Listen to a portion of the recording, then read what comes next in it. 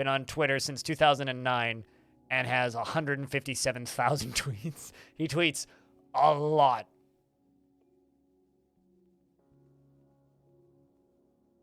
But it's good stuff generally. Oh, hey, a Salamot. What's up, Kylana?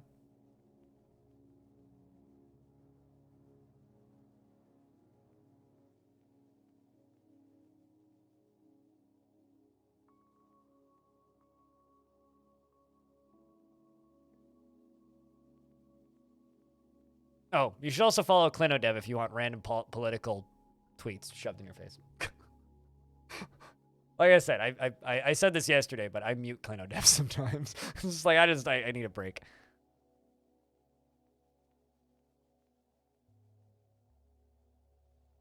Not a fan of politics? You shouldn't follow me on Twitter either. Time to dive back in. Get back to it. Well, thank you. I'm glad you have been. I put a lot of work into those. All right, so we got this elephant, Plump Mind. And hopefully Plump Mind shoots webs at Doggy. Shoot webs at Doggy, Plump Mind, please. And don't stop. Although, what I should actually do is I should close this. And we should put more Doggy in here. Because we know that this works now. So we gotta add more Doggy so it's got more opportunity to shoot web at Doggy.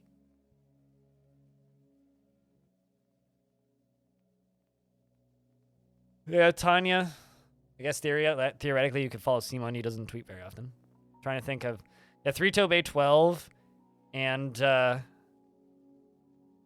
whatever his 3toes partner's Twitter account is. I always forget. I think it's literally Fortress Queen, is it not? Oh no, the dog is fighting.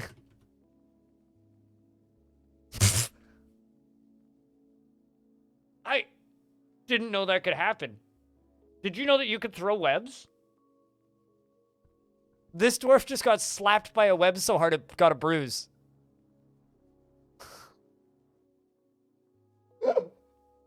Wow.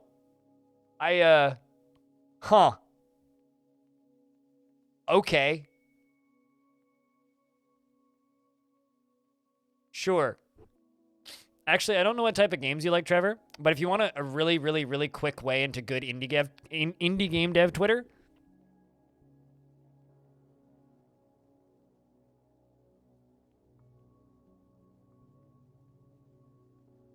that's a really good way into indie game dev Twitter.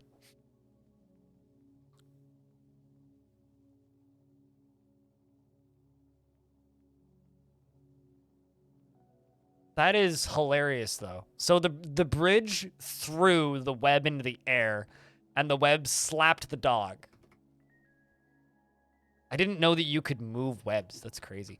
All right, so we're going to unforbid these doors.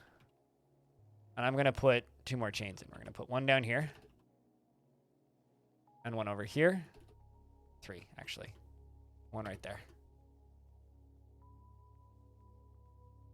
You fought a glass humanoid that shot webs, and he killed that humanoid that shot webs that killed like that in 1 hit. Yeah, that happens. Jess, thank you very much for the raid. I am trying to get a giant elephant that shoots spider webs to shoot spider webs at a dog, so that we can harvest them and make them into silk. That's what I'm doing, because we have this lovely friend over here named Aslot Plumpmind, who is a huge eyeless elephant. It has 3 long hanging tails, and it squirms and fidgets. Its cobalt hair is short and even. Beware its webs. I hope you're doing well, Jess. Check, can I get a round of beers for the Raiders? I hope that your stream was good. They're not. Well, I mean, they slow them down, but I installed bridges on either end. So there's a bridge there and a bridge there that are holding it in. But see, now we can run in and we can gather all of these very, very, very valuable materials and carry them back up. But if you guys don't know Jess, I highly recommend you go give her a follow. Maybe we can convince her to Dwarf once Dwarf Fortress is out in, in 4 weeks, 4 days, 14 hours, 4 minutes, and 43 seconds. 42 seconds, 41. Anyway, but you should go give Jess a follow.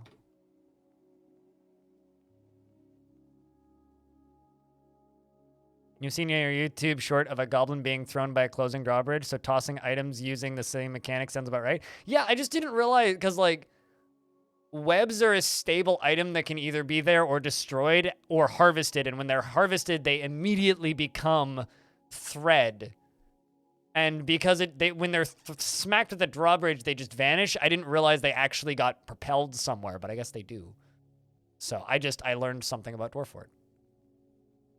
Let's put a puppy there. Now at least the dogs will have company. Can put a puppy there. And a puppy here. And to anybody coming over from Jess's stream, my name's Blind. I don't see very well. But you can call me Greg if you want. I stream way too much Dwarf Fortress. It's not a problem. And you want to see or learn about Dwarf Fort, good place to be. Jess plays a lot of RimWorld. Hi, how are you? How was your stream, Jess? We're using a giant eyeless elephant that shoots spider webs to how do you put it? Shoot webs at dogs through holes in a wall so that we can harvest the webs and make it into clothing. I'm just waiting for some puppies to get delivered. We're industrializing puppies into a web factory.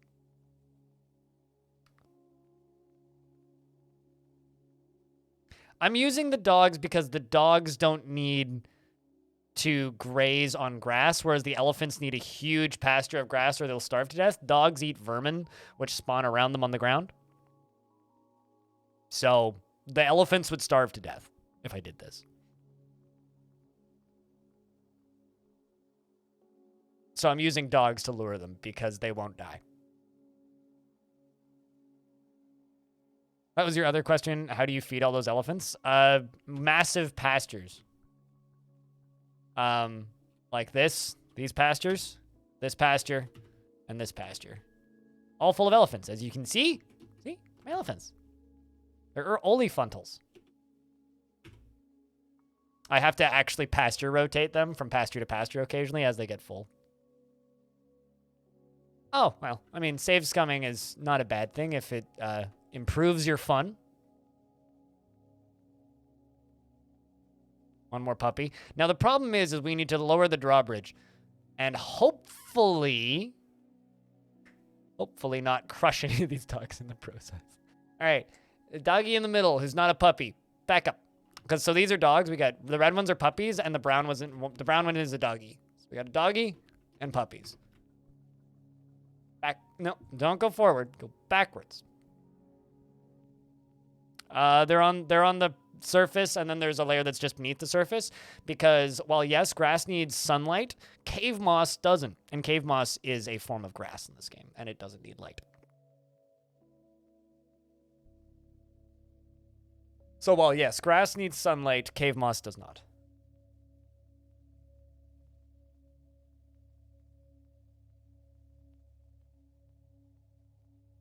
But yeah, I just finished my lunch break, Jess, so we're chilling and just trying to make this project work. While also building a giant glass pyramid on the surface. I just need this goddamn dog to walk this way.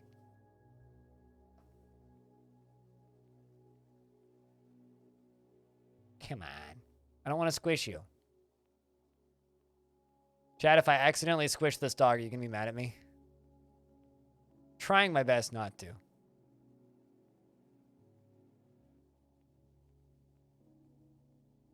Probably.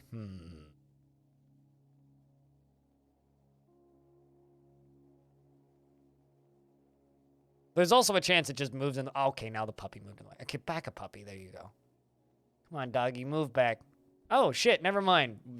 They all grew up, so they're no longer puppies. I'll feel less bad now. He knows exactly what's coming. Oh god, why'd you move up? Back up, doggy. Back up. Back up. Back up, back up, back up. But back up, back up, back up, back up, back up. Back up, doggy. Back up. Back up, back up. Back up. I'm telling you. Don't tell me I didn't warn you. Warning you, doggy. Back up. Back up. Back up, back up, back up. Oh, motherfucker.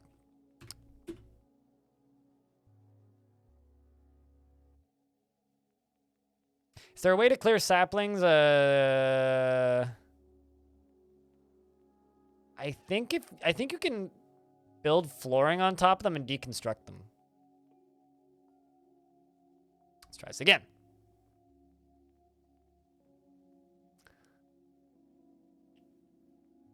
Is that Baka Baka from Dog of Wisdom? I'm not sure what that is. I don't understand that reference. Oh god, the dog walked in the back of the way. Oh, fuck it. No, wait, never mind, we're good. Apparently I made my drawbridges at the right spot.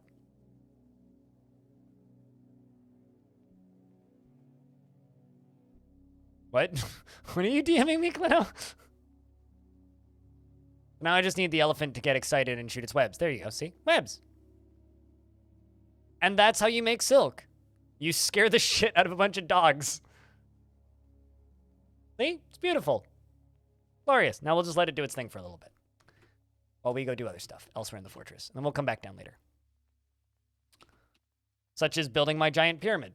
So this is a giant pyramid that I'm building on the surface right here. With lava at the bottom.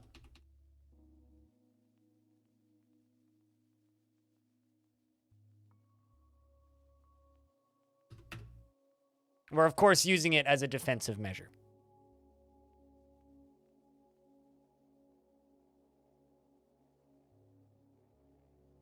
You could build an unpaved dirt road. You could build floor and then deconstruct. I usually just build floor and then deconstruct the floor in situations like that.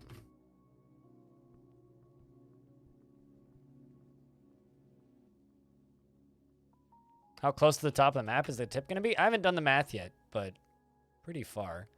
I mean...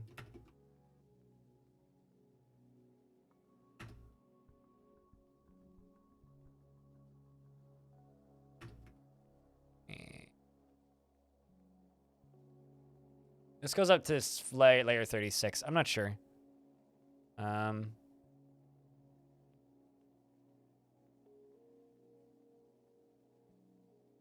I don't know. Not super close.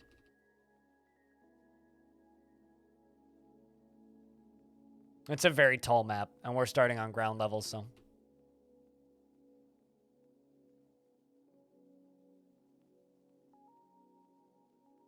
Just because, like, this is a mountain biome, so... Time to dig your car out of the snow? Oh god, really? Yeah, it's not cold enough here yet for snow. It's just been, like, 6 degrees Celsius and pelting rain for the past week. Something I'm shocked about, though, and I mentioned this earlier, and I'm still shocked about this. So I'm going to Vegas next week, just for a weekend to hang out with a friend. And I turned on weather alerts there. Because I'm always, I do that usually like a week before I travel somewhere. I turn on weather alerts for the area and just like kind of keep track of like how hot it is to like know what to bring, right? And this morning I got a rain alert for Las Vegas, Nevada. I was like, you for real? It rains in Las Vegas? What? I learned this morning that it does in fact rain in Las Vegas sometimes, which is crazy to me.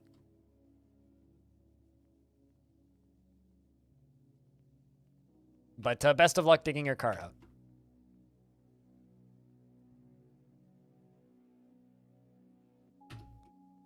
That's walls, not ramps. Wrong button. Oh. Time to make... You know what? Let's just queue up like 3,000.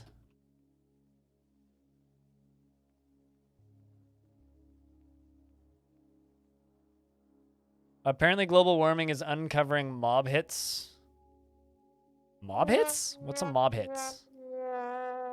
Audio, today's been exciting. We had a fire-breathing hamster burn to death in my lava pit, and I captured a web-shooting elephant. How's your day been?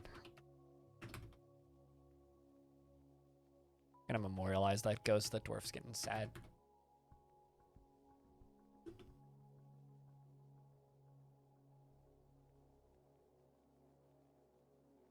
Oh, mob hits as in like killed like dead bodies.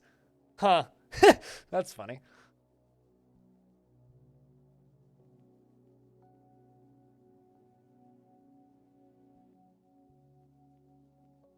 I mean, yeah, that checks out.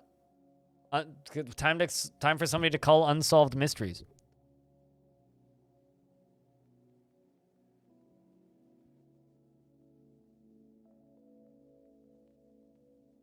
Is this dwarf carrying a dead clam out here?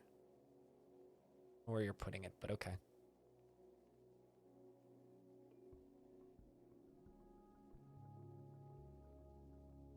They sealed corpses in barrels and dropped them in the lake. When the water level is so low, and the water level is so low, now they're resurfacing. I know that they did that in like swamps and stuff. But I didn't realize that that was happening in deserts too. Sounds like a fun hobby. Let's go body hunting. Don't open steel drums? Yeah. I could get behind that theory. Also, chat room. I have to give another shout out to Diamond, who is running a very, very handy dandy 24/7 Dwarf Fortress countdown timer on Twitch. So if you go follow that channel, you too can have this excellent countdown until Gremlin gets elected mayor. Dwarf Fortress countdown timer on Twitch. It even has good background music, but I obviously have it muted. It's got good tunes. And what's even funnier is, you know, Diamond's been streaming for a little bit, right? On and off. And usually muted. And me shouting it out the past 2 days got him affiliate in a day. So, you know. Say it ain't so. Why? Are you, like, busy that week or something? About environmentally friendly mobsters? Well, if they're environmentally friendly, then, like, the bodies wouldn't be found.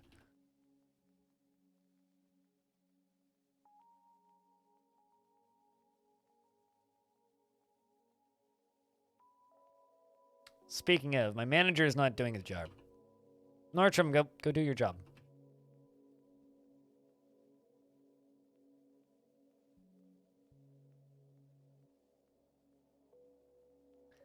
Lake mead, human. Oh wait, hold on a second. Are you saying that they call fermented bodies mead? Lake mead?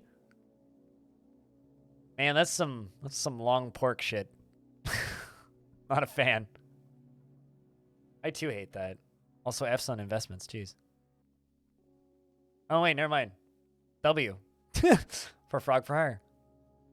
King Wax. Oh. Okay. I haven't clicked on the article because I don't feel like clicking on it. Well, hopefully the family can get some closure at the very least. If there's any remaining family. Unless they're all in the lake with them.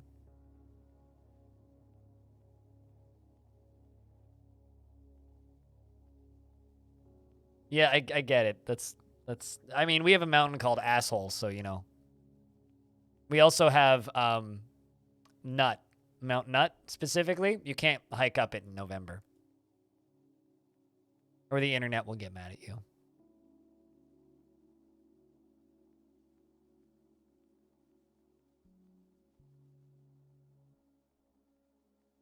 Although I think Asshole Mountain is maybe my favorite name for a mountain, just period, because it's just way too funny. It's right next to Jackass Mountain. Has anyone put up a sign? No, but I walked past it on the last backpacking trip I went on.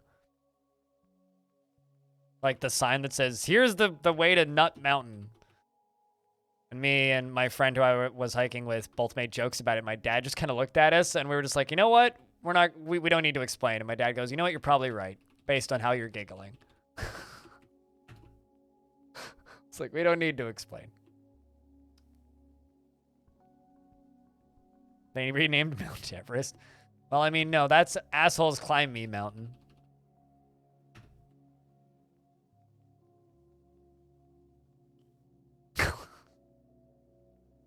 No, not November. Go hike up Mount Asshole. That way. Yeah.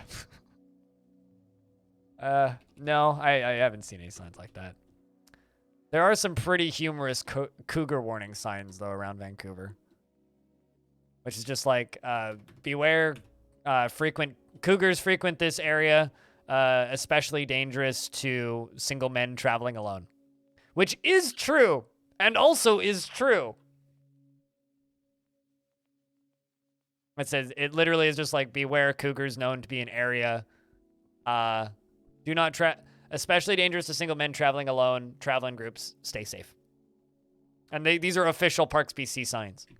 And it's just like, whoever designed that sign, whoever got paid to design that sign, I salute you, because my God,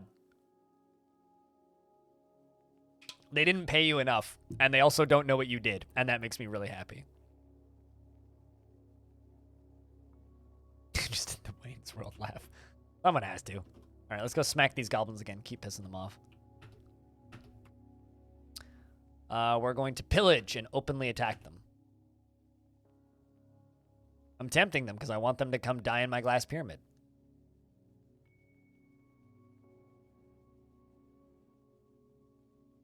No, it's literally just... There's nothing suggestive about the sign. It's a perfectly normal looking sign.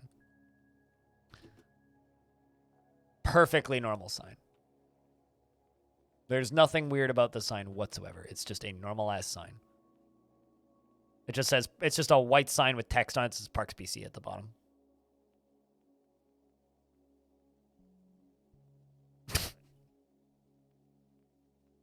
Noted. And Fusion. I need to rewatch that movie. Wayne's World. It was a good movie. I mean, it was a terrible movie, but I need to rewatch it. No Stairway to Heaven.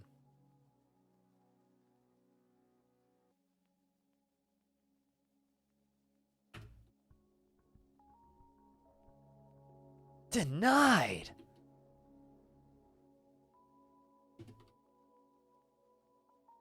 You know, someone should just... Because, like, Wayne's World was sketches on SNL before it was a movie, right?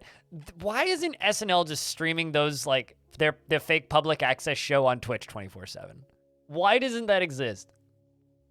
I want to say that I feel like that would be, like, 1/10 as successful as the Bob Ross show, initially.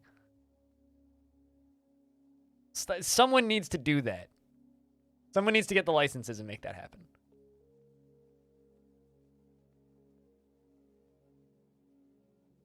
I think it would be great. I would watch it as much as I watch the Japanese Weather Network, which I watch on Twitch because they stream on Twitch for some unknown reason. Rights management, yeah, it's true. Papyrus. Had some good USSR jokes. I mean, I've recently been just thinking about the Blues Brothers a whole lot recently, Metalhead Fusion, because of, I hate Illinois Nazis. I mean, who doesn't hate Illinois Nazis? Come on. Everybody hates Illinois Nazis. Right? It's just like, what do you do when you see Illinois Nazis? Clearly you run them off the bridge with your car. That's definitely what you do. Come to my town. Anyway. Game saving. I actually, so it was probably over a year ago now. I found out that most of my stream team hasn't seen the Blues Brothers. So I just popped up a stream on Discord and I streamed it to Discord and me and chat watched it. I turned the stream off and everything, but I restreamed that movie on Discord. And we have a great fucking evening. First and foremost, absolutely awesome day. And fortunately never ran into any. Good. Decent number of racists, though. Yeah, that's understandable. And we streamed it on there, and then around halfway through the movie, when like all those bits started, someone was just, I think it was Pilot Guy, was just like, man, this movie ages really well. It's just like, I mean, who doesn't?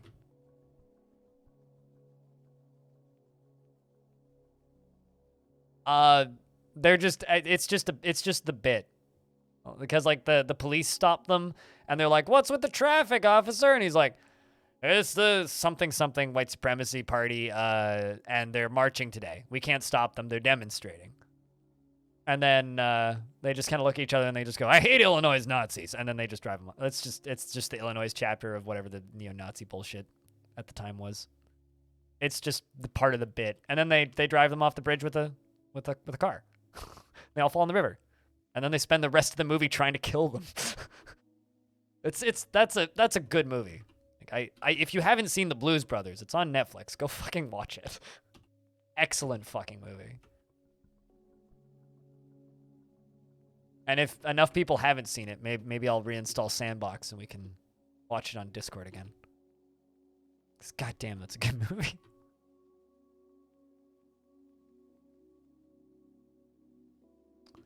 Walks into a old diner and says, "Hey, hey, hon, what will you be having?" "White bread, toast, dry." "And for yourself?" I'll have 3 fried chickens and a Coke." "Would those be chicken wings or chicken legs?" "Ma'am, I said 3 fried chickens and a Coke." Goes back into the kitchen. "You see these 2 guys out front?" "Yeah." "One of them wants white bread, toast, dry." "Elwood." "And the other one wants 3 fried chickens and a Coke."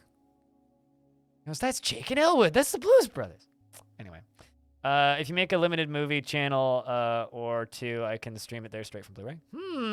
Well, I mean, we can just, like... I have a room that I can move people into.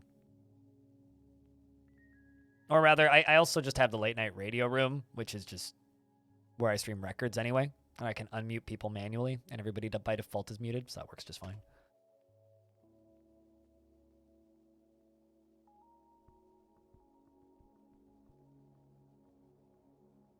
But no, the Blues Brothers it's a classic. It's a classic. And it's musical.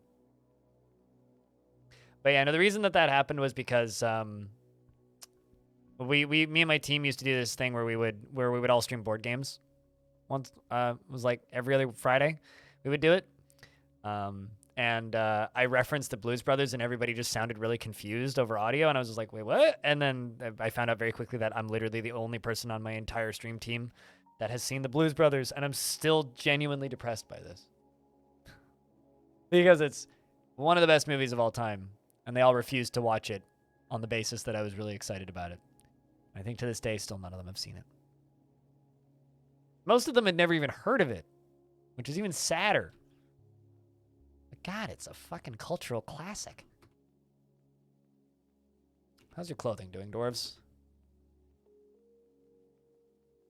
Make, okay, silk coat, 100. Silk mitten, 100. Silk.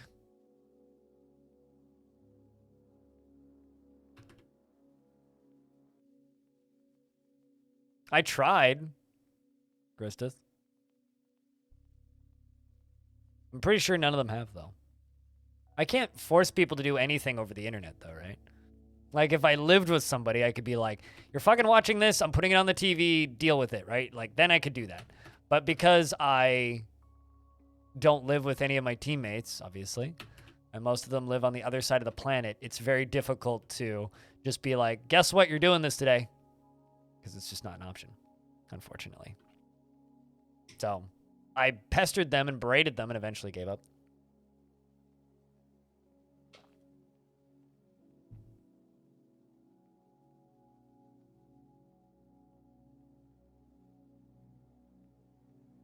Even though it may be one of the most culturally relevant movies I think I've ever seen. It's certainly like, you know, I like watching older films, right? And I would honestly state that the Blues Brothers ages better than the vast majority of cinema. Like, even, like, recent modern cinema. It's just, it ages so fucking well, it's not even funny. And the sad part is most likely most people in this chat don't even know who any of those names are. All the songs have soul? Oh, yeah, no, totally. It's fantastic. It's literally like it's like the equivalent of Hollywood just being like, hey, we can make some of the most talented artists in our country's history extremely wealthy by making a movie. Maybe James Brown. I don't know, Cab's pretty well known too. Actually, Ray Charles is a name people might know.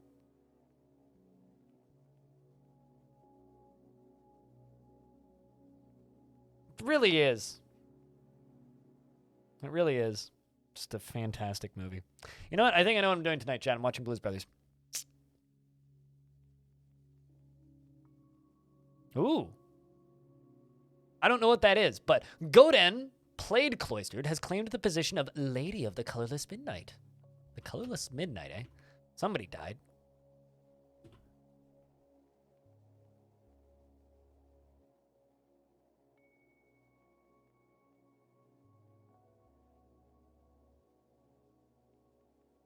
Thought someone was playing him? No, it was actually him.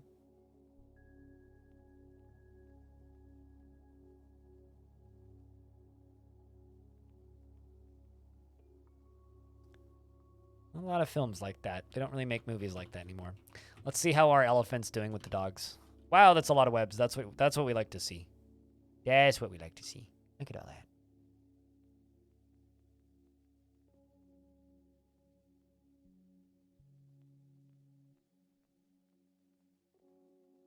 Even though they do the classic credits roll with everyone's face, yeah. Because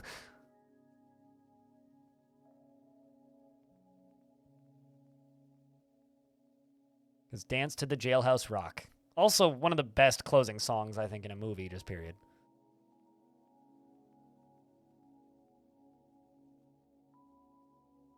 There we go. Another good old round of webs.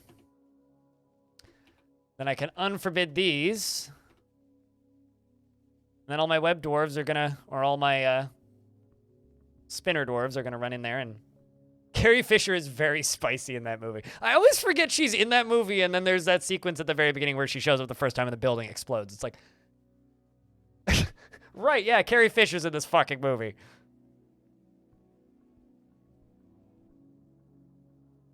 Look at all that. Look at all that valuable, valuable silk. Oh, military's back.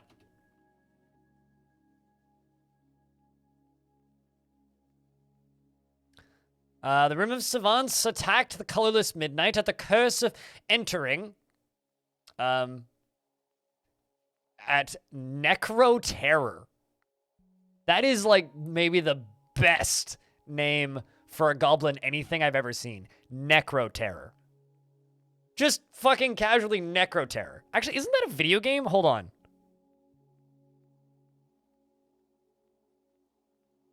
No, it's not. Okay, I was thinking of something else. Wow. Okay. Necromunda. No, I wasn't thinking about Necromunda. No, I was thinking of a World War II FPS with zombies. It's called Necro something.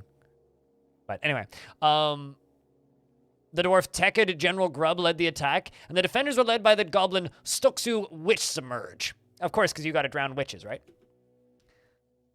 The dwarf Tekid outmatched General Grub. Or the dwarf Tekid General Grub outmatched the goblin with a cunning plan, and the attackers had a strong positional advantage. Oh no, wow, okay, hold up. Nanoblit was struck down by an ogre. They have ogres? Oh, ogres are rare. Well, shit. Sorry, Nano, but you died off screen. Feels bad. Goblins are struck down goblins, struck down a goblin. Well, that's kind of concerning. The woman that loves you so much, she brings an Uzi. Yeah, classic love, right? Oh boy, that's not good. The dwarf Asub was struck down by an ogre. Oh boy. Apparently we invaded the wrong swamp chat, including General Grub. Oh my god.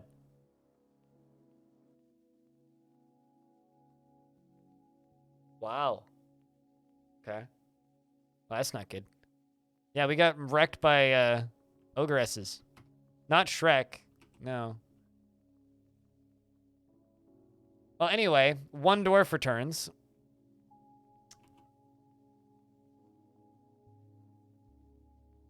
It was a Colt SP1. I mean, she does bring a rocket launcher at one point, so.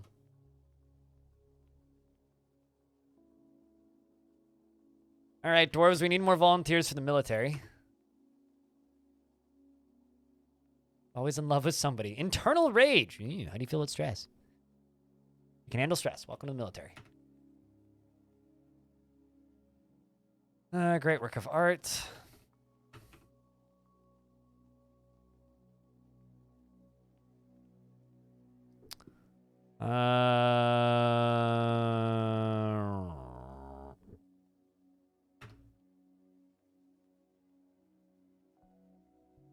No, Blues Brothers is better. Inflamed by hatred and easily develops hatred towards things. Finds helping others emotionally rewarding. What? I thought you hate things. You'd be fine. Dreams of mastering a skill. Accepts favors without feeling particularly grateful. Makes small bets with their own possessions. Doesn't seem to mind combat. Or the concept of combat, so good luck. How about you? You're a dyer, you can make other things die? But no. Fearful. Realized. Oopsies. Dreams of mastering a skill. Enjoys being in crowds. You feel about stress. Act without deliberation, that's fine. Tumult, sure. Yeah, you'll do fine. Fish cleaner, that's unfortunate. We give you a real job. Appropriate rules of decorum. Thinks he's important, has a sense of duty. Joins the military.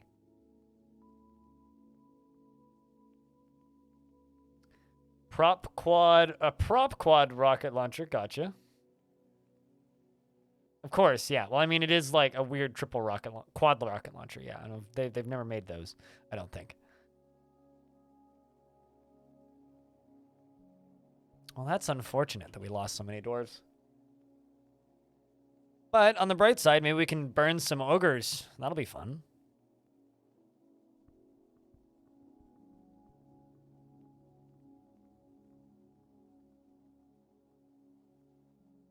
So now we're getting this stuff, which is Aslot's Forgotten Beast Silk Thread, which is then made into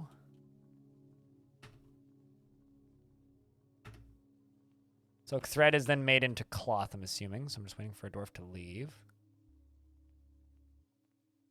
with the cloth. There's one.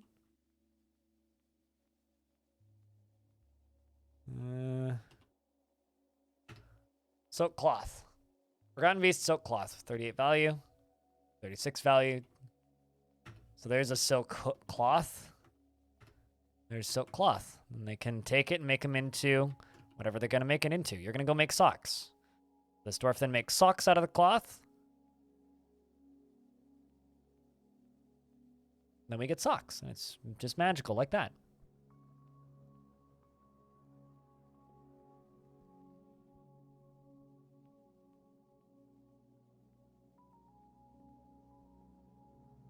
Movie where all animators taken off the main project were put in? Wait, really? I didn't know that. Is that true?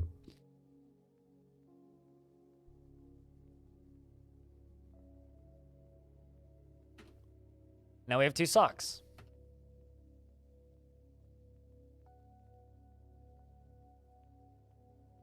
It's perfect.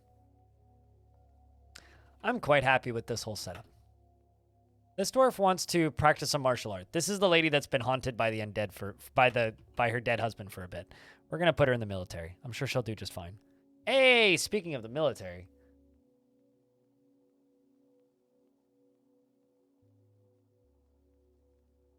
So. Huh. I had no idea about that. Anyway, a vile force of darkness has arrived. I guess our poking finally worked. See who's attacking us.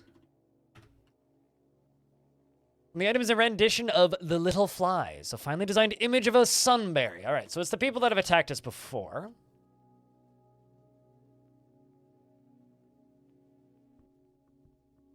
We're going to lock everybody inside.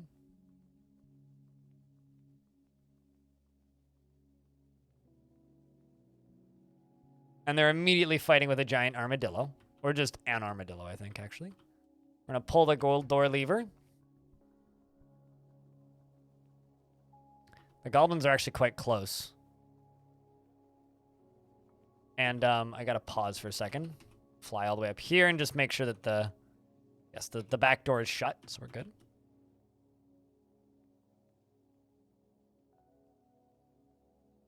Now we wait. All right, chat. Can I get a round of beers for all of these goblins about to fry? We may also have to send the military in, but I do have the secondary squad.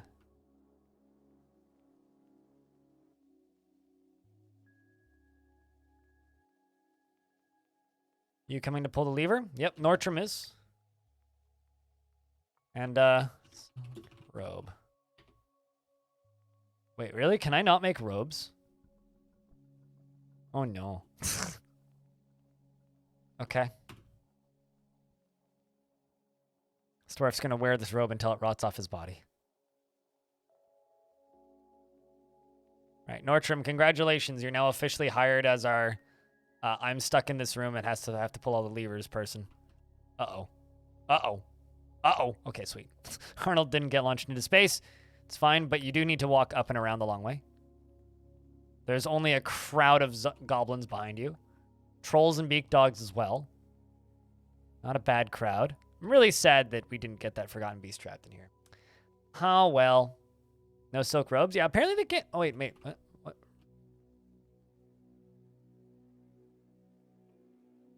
Yeah, no, they just straight up can't make robes. It's not like silk specifically. They just can't make robes. Run, Dodic. This faction just can't make robes. There's like certain percent chances that certain factions can't make certain clothing, and I guess they just can't make robes. So we get to test our machine this time. So wish us luck, chat. Oh, no, not that lever. That's the one that lets the evil elephant in the basement free. That's the elevator. No, you know what? I'm actually going to change the name of this lever real quick, because this is very important. Do not pull. Because that would be bad. Oh, no. A dwarf is dying. R.I.P. I'm sorry, Hex. I don't know what you were doing up there. But, can I get some Fs for Hex? Hex Wrench, unfortunately, didn't make it. Do you have any last words, Hex? I've been injured badly. There is no hope.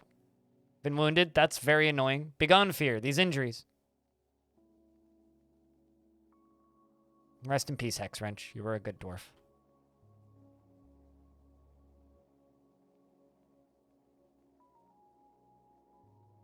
The pumps are working.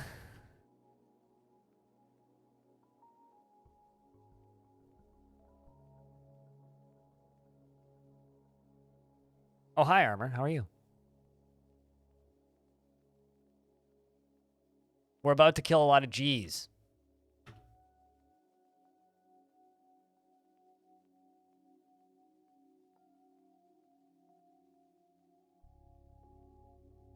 All right, I'm going to wait until they get down to this lower area down here before I pull more levers.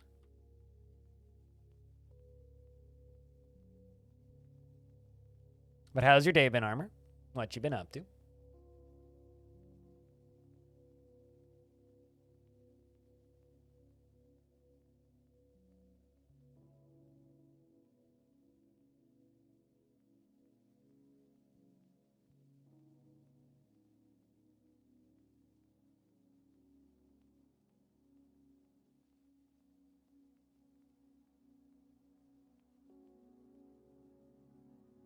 Then we wait. I could just, like, burninate this first crew and see what happens. I'm sorry, what? Oh, I see. They're knocking over my statues at the front. That's fine. That's my monster repellent. Where are they going?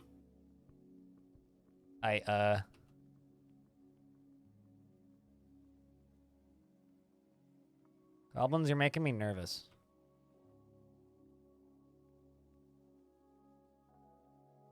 They aren't getting up here, are they? Well, might as well begin the burning.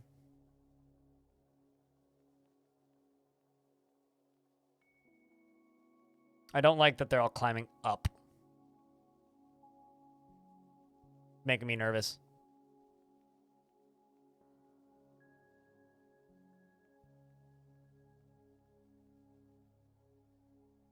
Anyway, there's a bunch of them gone.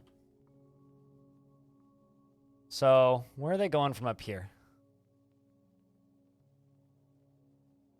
They're just kind of walking up to the top, but is there a way in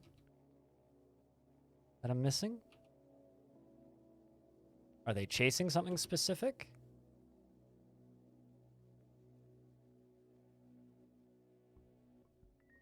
Like, where the fuck are they trying to go?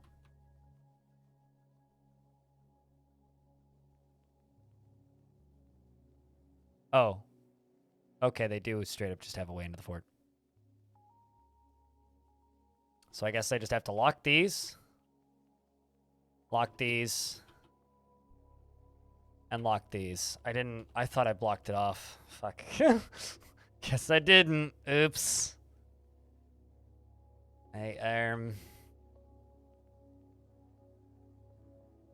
Wait, no they can't. Wait, can they? Over here maybe? Shit. Yeah, they Ubered, because I never did plug this. It's painful. Wait, can they? Like from here?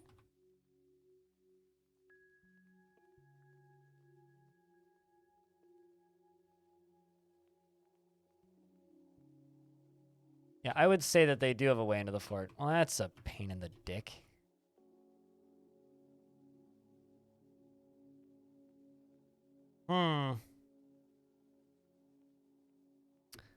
Well.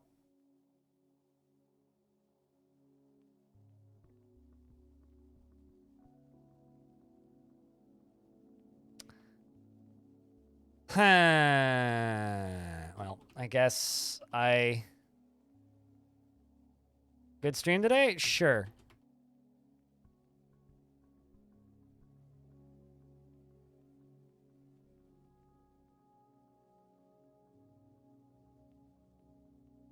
See, are they going to tell me it's reachable or are they going to tell me it's not reachable? It's definitely reachable. It's absolutely reachable. I thought I plugged that, but I missed a spot. Well, this is going to be bloody.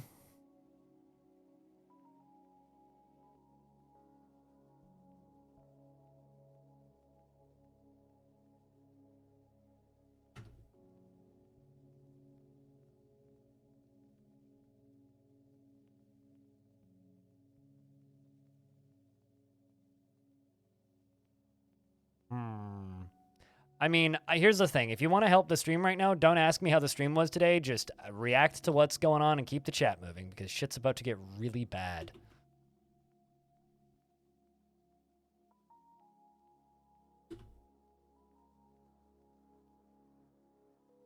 Motherfucker. So, no, I can't really talk to you right now, but if you want to talk, just keep chat moving. You want to help the stream, do that. You guys are, like, very, very bad at being excited about scary events. And this is a very scary event, so be excited. Or at least pretend to be excited. Because, baddies are getting into the fort.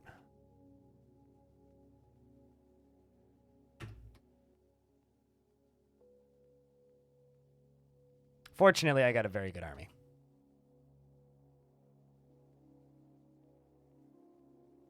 Charge? Well, they're just as scared as we are, so that's good. I'm more concerned with my dwarves' balance than anything else. Vile dork of fartness indeed, yes.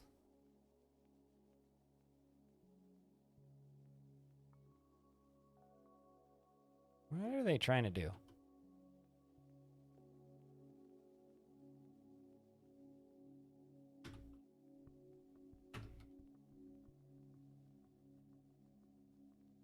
Question is, can the trolls get to everything that's going to flood the fort with lava?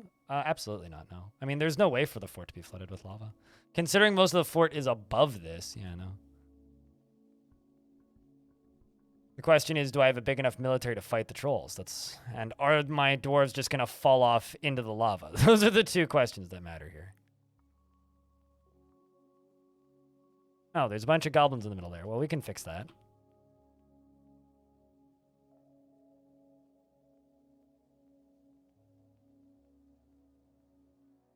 See this goblin?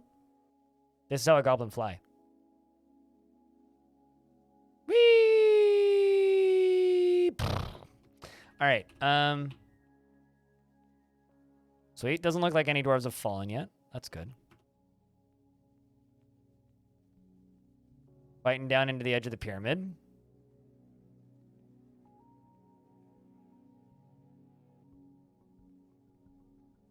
Dwarves are going through the side. I didn't actually know that that was still a way in. I thought I'd plugged that. But apparently I didn't. Honestly, as long as my dwarves can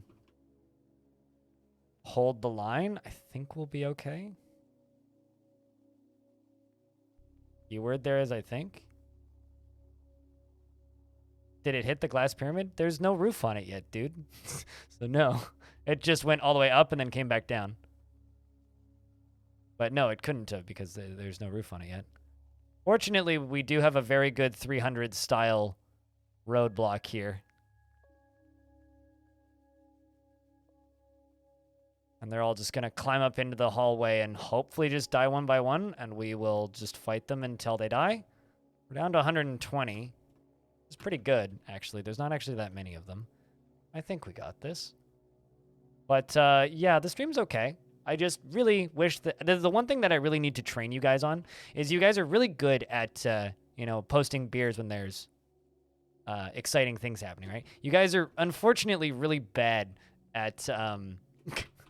acting excited when there's exciting moments. You guys all just kind of go silent. We need to work on that. I need to, like, have better emotes or something, or maybe, like, some music that I play. Nobody's died, fortunately. No, or none of my dwarves have died, rather. There's another goblin getting smeared. Let's see. How are we doing so far? How are you feeling, dwarves? How's Arnold doing? Terrified? Begone fear. Well, I mean, that's good. Let's kill a troll and a goblin. Go get him. Oh, no.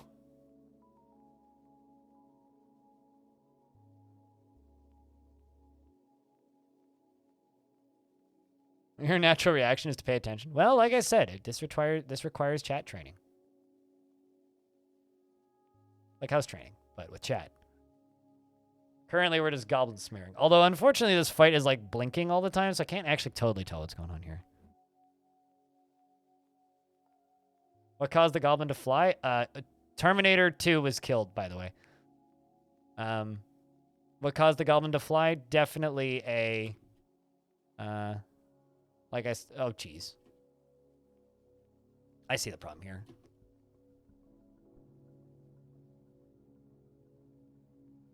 Bring the rest of the dwarves down. That's the problem. They're not all down here.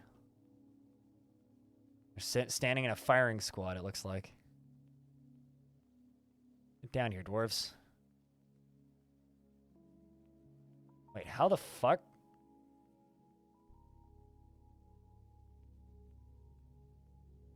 Did more get in here? I don't even know how they got behind him. Is that a goat? No, it's a goblin. Shit. Okay, well, we're down to 92. I don't even know how many dwarves are left in that squad. 1, 2, 3, 4, 5, 6. Okay. 6 dwarves left. Can they kill, like, 60 more goblins? As long as they all stay in that hallway, we should be okay. Sometimes they have crossbows. They don't always have archers. Did you just fall through the wall?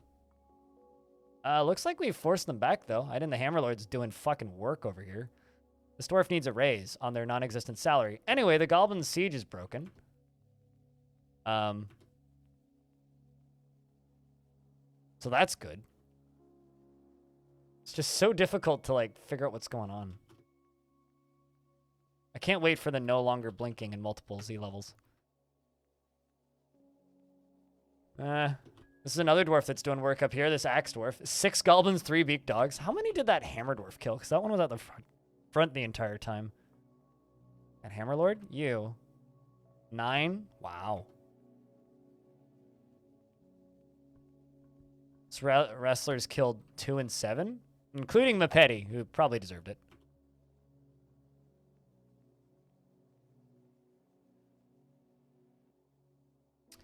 All right, well, let's bring this squad back inside if we can.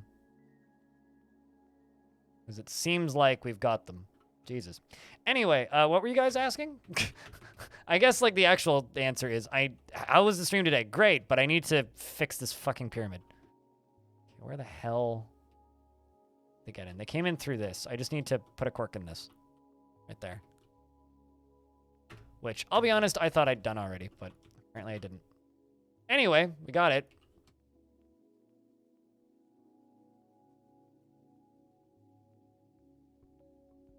This is the fun part about having, like, a bunch of half-finished projects, and it's just like, well, it's still half-finished, so there's still holes in it.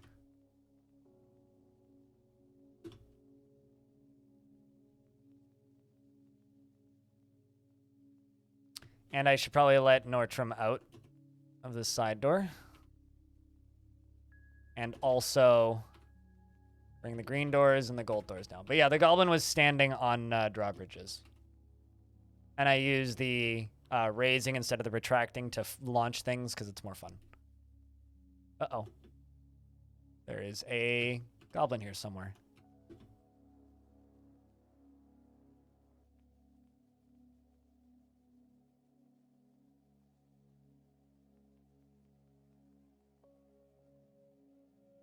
Okay, who's still on the map?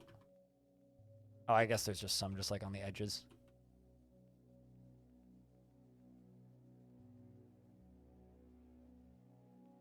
Nah, only 2 dwarves died. That's pretty good. It's not too bad. Certainly it's not optimal, but... Okay, so apparently there's a goblin around here somewhere, and I have no idea where.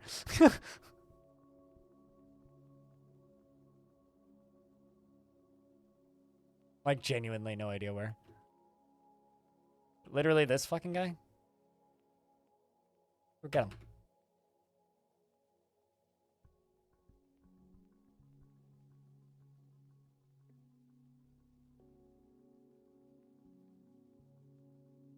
I should also set these to do it now.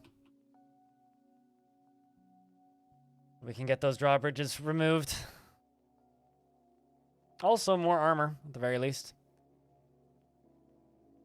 It ain't a proper pyramid unless it's a bloody pyramid, you know?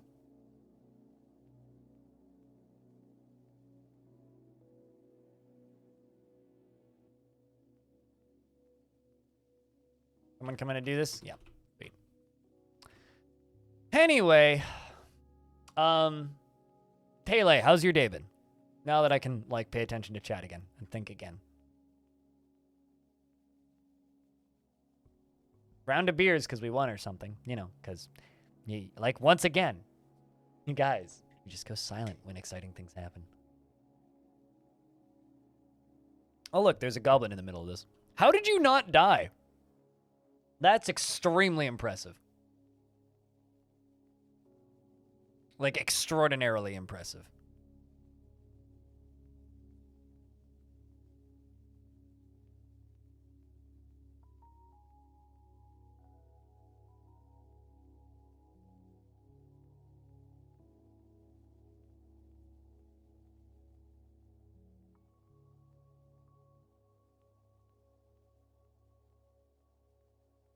I'm going to try and get rid of this guy right here. There you go. Busy, productive, good to hear. Assuming that's a good thing. Generalized assumption here.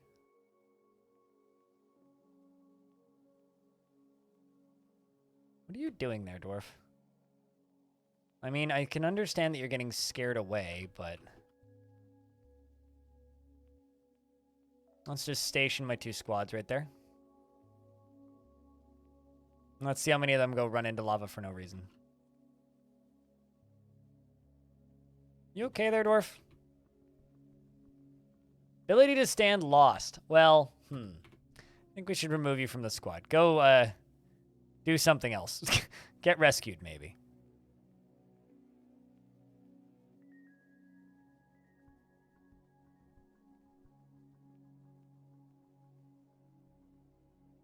You're the only right-handed skeleton?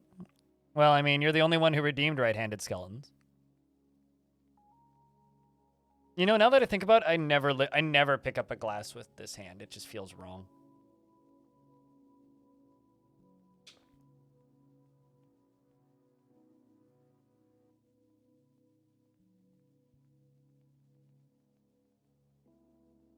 We're almost able to fight with this thing, but not quite. How have you enjoyed training? Anytime you tried to move the glass to the left side of your desk, you kept knocking it over. Yep, same. These dwarves are literally just doing it. Let me at him, let me at him. So many of them are gonna fall into lava. Just watch. I'm sorry, what just happened? How the fuck did you do that?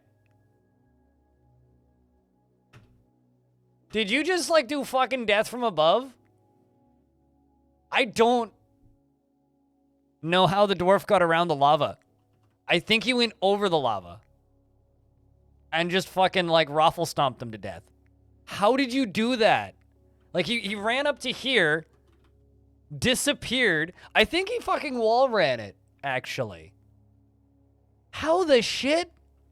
This dwarf is a superhero. Can they jump if it isn't a ledge? I think he scrambled up and down the glass wall because he literally like appeared in front of him and then he just exploded. Wow. That's incredible. I kind of have no idea how that dwarf just did that, but that is amazing. That fucking dwarf. They can do that? I think this dwarf just wall ran, man. I think he just like jumped up against the wall and wall ran around the lava. And somehow managed to not land in the lava. That's incredible. Kind of terrible, actually, because so I'm building a giant glass pyramid, right? I accidentally left a hole in the side of it, and so a bunch of goblins got in, and that made my life unnecessarily difficult. And I lost a couple dwarves in the process. But a dwarf just wall ran and killed one of the last goblins. So, I mean, that part was pretty great. I'm actually just kind of annoyed because, like, I haven't actually been able to use my proper trap here because every single time something fucking happens and then we're unable to use it. And so I'm just kind of sitting here grumbling at myself that I haven't been able to just use my cool-ass trap that I spent ages building.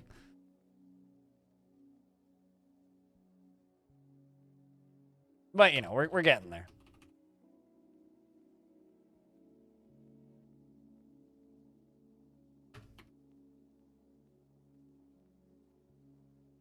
Awkward? What, my trap? Or the goblins getting in? Or something else?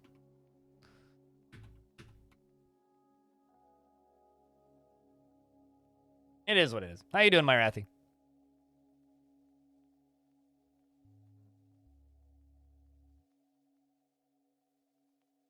I was thinking of you the other day, actually, my Rathy, because I saw a tweet where Santa Devs, I think it was trying out a new restaurant in San Francisco, as he tends to. And he tweeted out a photo of a log that was sticking out of a wall right next to him. Because it was like this kind of like wall wood, like log wood grain kind of log cabin aesthetic to the inside of this place. And on the end of the log was two googly eyes. And so I was like, man, the good old days. And it's just like, he's like, you know, it literally took a photo of it. The tweet was something along the lines of like, you know, you're welcome to play Swen or something. See if I can find the tweet.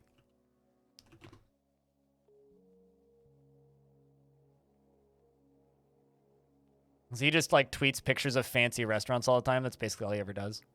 Yeah, here it is. Back on my usual bullshit. That tweet. It's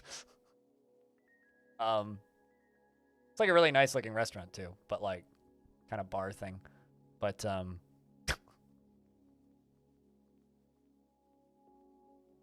some things just never change, I suppose.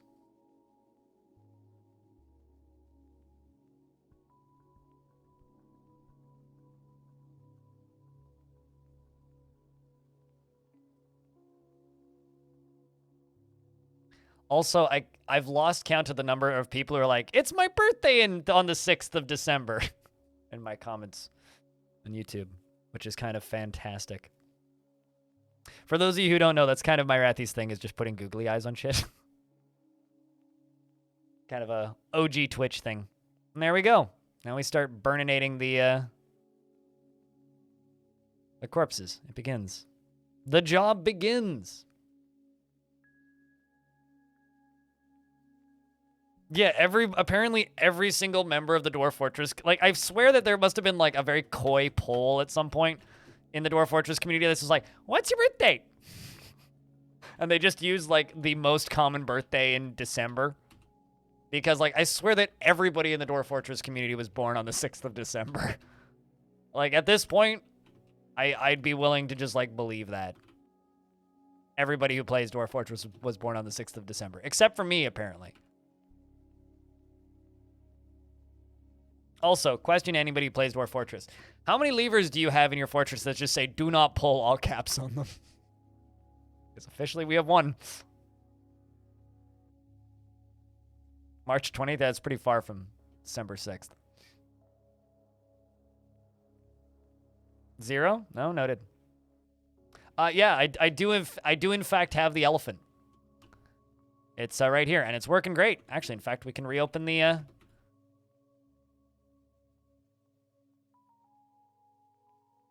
We can reopen it, in fact.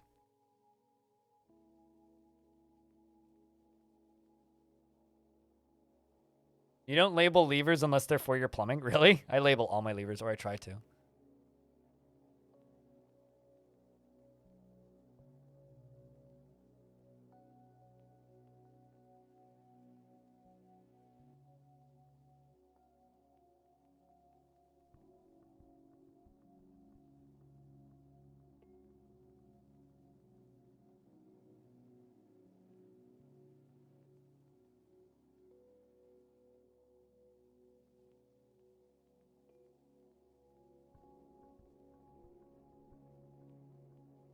There's going to be so much shit to put away. This is going to take 10,000 years. I guess we'll just follow a dwarf.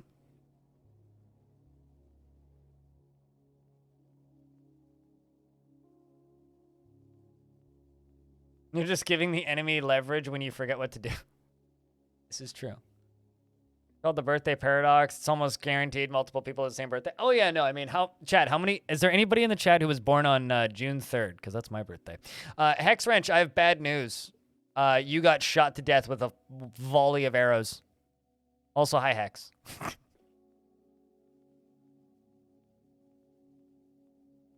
Your niece was on June 3rd? Well, there you go. Yeah, no, I've heard about the birthday paradox before, but... Nice. She's also a bit mad. I mean, I'm not going to deny being a bit mad.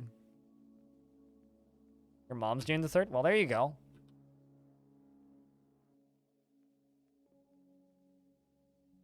We have a Clino and a Clinto in the chat. I'm not going to get confused by that at all.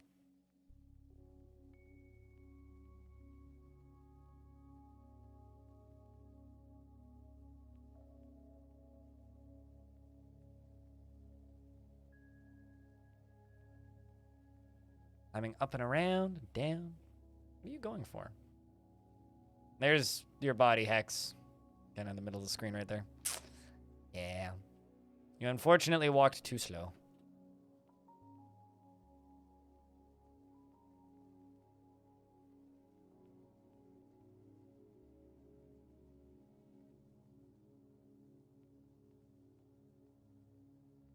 So much random stockpiles.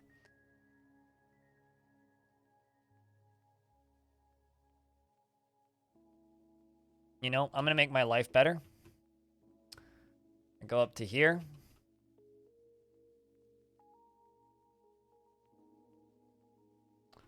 I'm going to go to here.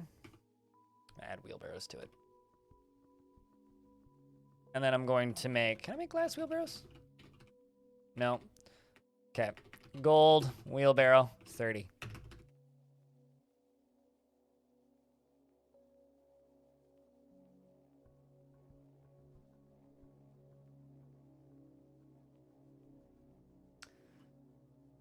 which will slow down the thing. But yeah, no, I mean, I guess when you have a video with like 30,000 views, obviously there's gonna be a lot of people going, "Oh my god, it's my birthday." So, which is like what's happening to me right now. It's just I constantly look at my comment section on YouTube and it's like, "Oh my god, it's my birthday." It's like, "Happy birthday."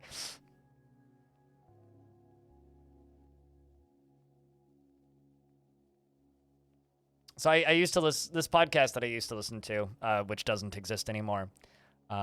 Used to just say happy birthday at the end of every episode. They just said happy birthday if it's your birthday out there or if it's your birthday week. And basically they just like wish everybody a happy birthday, which then eventually somehow for an event extended into them sending birthday cards to people whose birthday it was, which then later increased to them sending birthday cards to anybody who requested them in an email, which then later extended to them only sending birthday cards if you sent them a letter. And it got to the point where they had to stop doing that bit at the end of every podcast because reception got so much mail that they couldn't sort out the letters. Because like their theory was like, well, if you have to physically send us a letter to request a thing, not enough people are going to do that. Not enough people are going to take care of it. And they didn't. Eventually they gave up. Which to me is genuinely hilarious.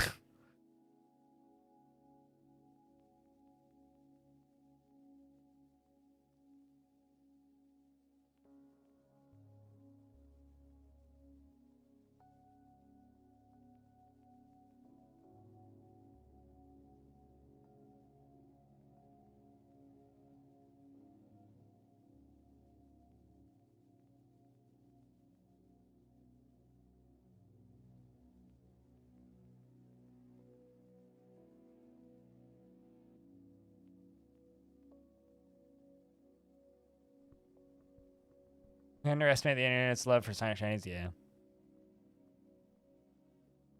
And not just a one?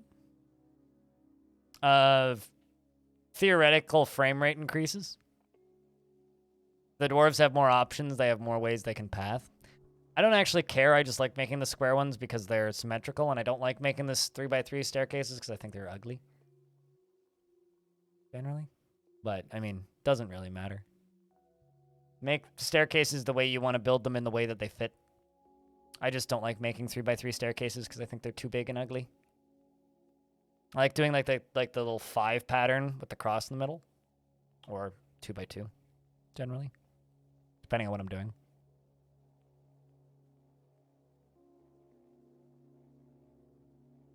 How big is the pyramid at its base? This square right here. Goes all the way up to there. That's how big I've built it. It's got a ways to go. Although I might make it flatten out a little bit at the top. You okay there, Dwarf? You don't look okay.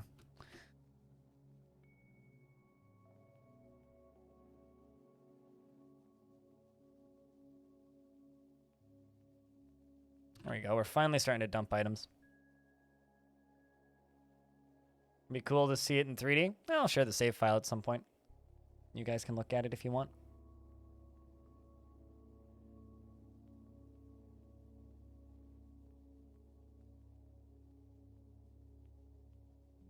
Wouldn't be the first pyramid? No. I mean, it'll probably do like straight up and then like kind of round off at the top. Probably what we'll do. But I kind of fucked up because one corner is a little bit off, but it'll be fine.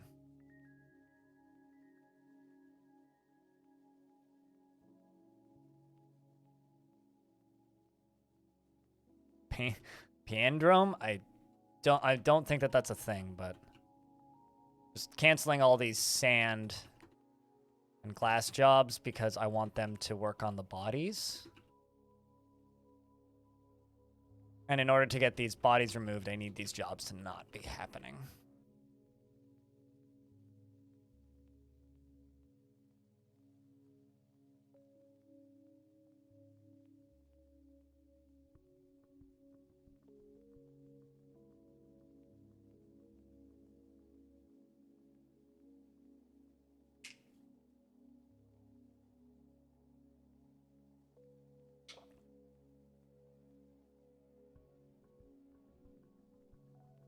Although if it were a dome, it would need to be circular at the base, which I definitely haven't done, so that would be kind of a pain. I don't feel like it. I don't feel like dealing with that.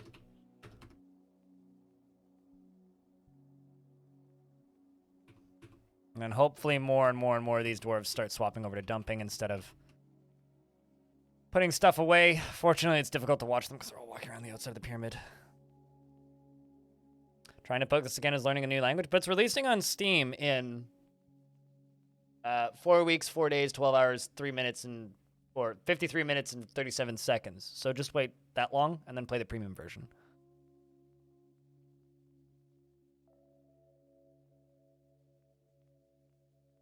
Just you're almost there. Just don't, like, the secret is just don't play Dwarf Fortress for another couple weeks. Unless you want to play it, in which case then stream it now because there's actually audience for it currently.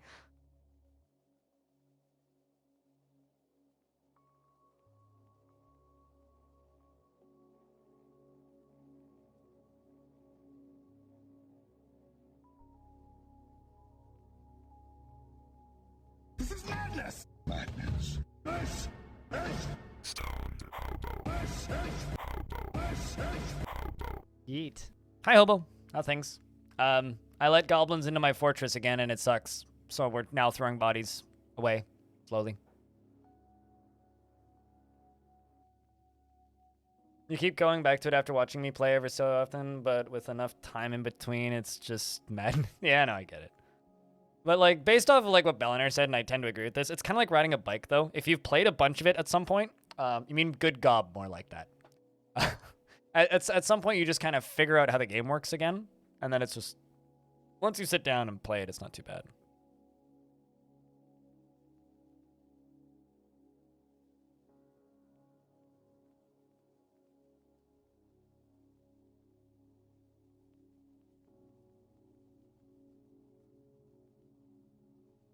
You remember the basics? Yeah. I mean, all you really need is booze, food, and that's about it. Booze and food. As long as you have food, booze, beds, a temple, and a tavern, your dwarves are fine. You can fiddle around and figure out what you need.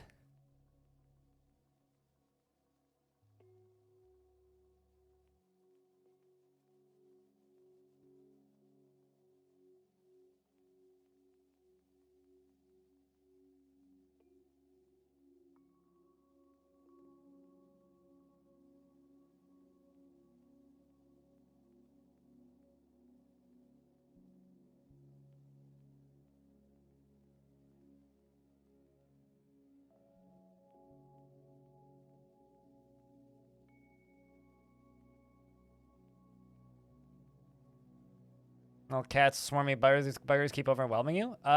Geld them when they show up, and then splat them to death, as quick as possible. When they don't have names. So as long as they don't have names, just stab them to death. And if they don't have names, or if they do have names, geld them. If they don't have names, splat them. Problem solved. Unless you're in a haunted area. Well, I mean, then just the skin comes back, and then you're like, generally, what happens if the skin comes back is you're, what's it called?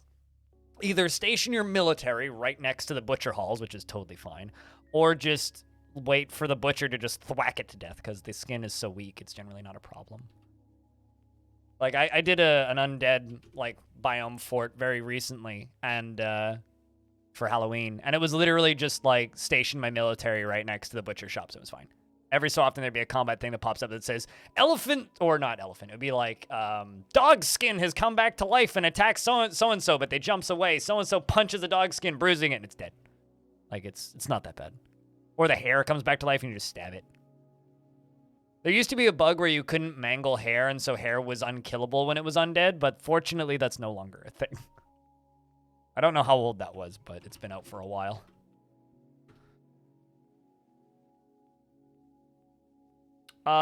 So circumcision stuff doesn't actually produce any material. Yeah, they fixed the hair problem. I don't know when, but they fixed it a while ago.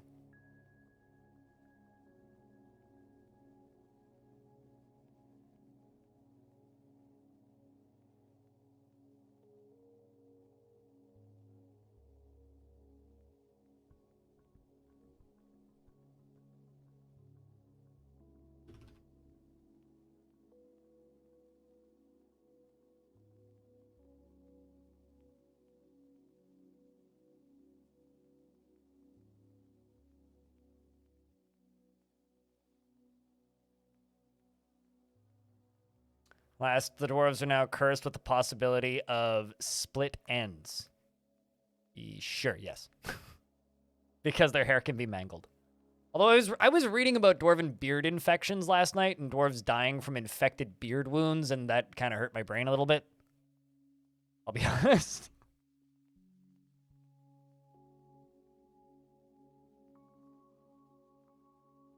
Okay. What, beard infections? Been like 6 years since you heard about it? Yeah, that's generally... Like, the thing is, like, people come into Dwarf Fortress, they play a little bit, and then they kind of forget the game exists for 10 years. So, like, a lot of stories and bugs and rumors stick around longer than they really should.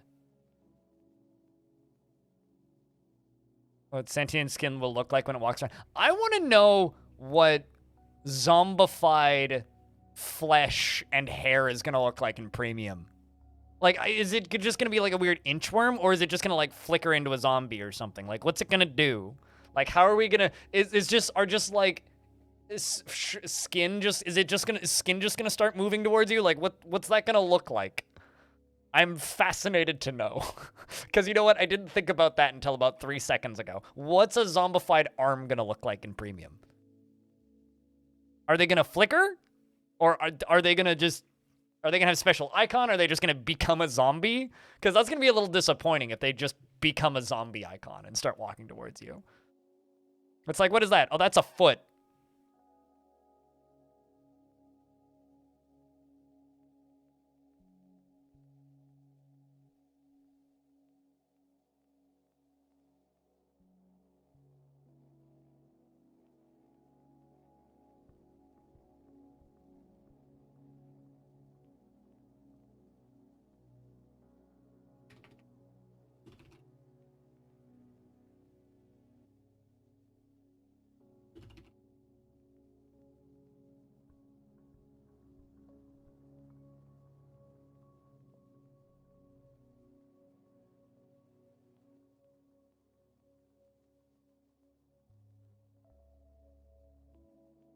Maybe it will resemble the worm screenshot that I showed yesterday. What, the... Oh, man. I'd have to go digging it up. Actually, no, I retweeted it, didn't I? So, like, the Worm Man screenshot from Premium that I'm convinced is just going to get me banned from Twitch one day, which is this lovely lad. Yeah, well, I mean, yeah, no, I was thinking... Yes, absolutely. Right aside, yeah. That those images have gone viral all over the internet. Yeah, it's a cock man. and then there was Bellinair responded to my quote tweet of this. Where did he post it? Yeah. Mental note: mod dwarves to penis men during launch week for all of the views. Yes. It's a very cocky fort. Such a groovy guy. He doesn't have the... Okay, someone needs to make a mod to just, like, make the Wormman into Earthworm Jim. Although the artist who made Earthworm Jim is kind of a fucking asshole.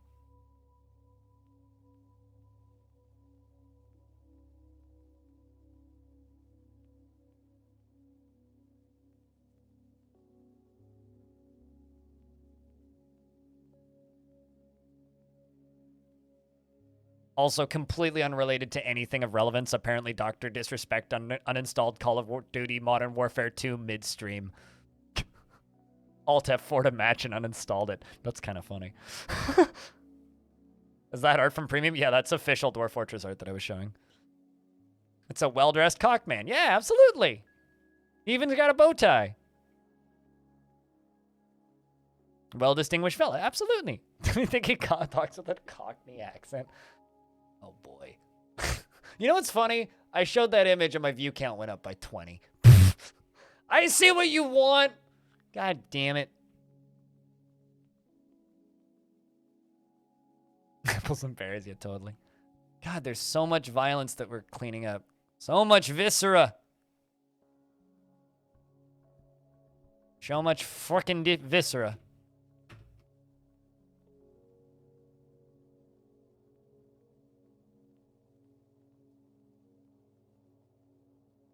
They're always cocky in combat? Oh, I see. Cocksure. Cocksure? Don't get cocky. You know, it's funny. I don't think I've ever actually seen a worm man in Dwarf Fortress outside of adventure mode. So they are very rare, but I cannot wait. I cannot wait for the first time somebody gets a clip of just a worm man showing up in somebody's fort on Twitch. That's gonna be so fucking funny. Someone who doesn't know what they look like, and then suddenly just worm man shows up, and it's just like a worm man is visiting, and it's like, do they eat Soylent Green? No, they eat exactly the same things everybody else in Dwarf Fort does. What?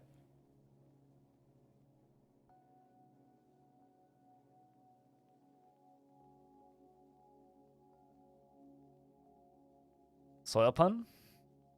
Oh, I see. You needed to spell like soil and green. I get it. No, it's fine. It just went over my head initially. I think my favorite comment for today is, so Zach and Tarn Adams are getting $1 million for Christmas. I really hope that Zach and Tarn have a good Christmas, like, honestly. That's something that I'm super hopeful about. I hope the game sells super well and they're not, like, blasting themselves to the wall during Christmas. They get a solid holiday.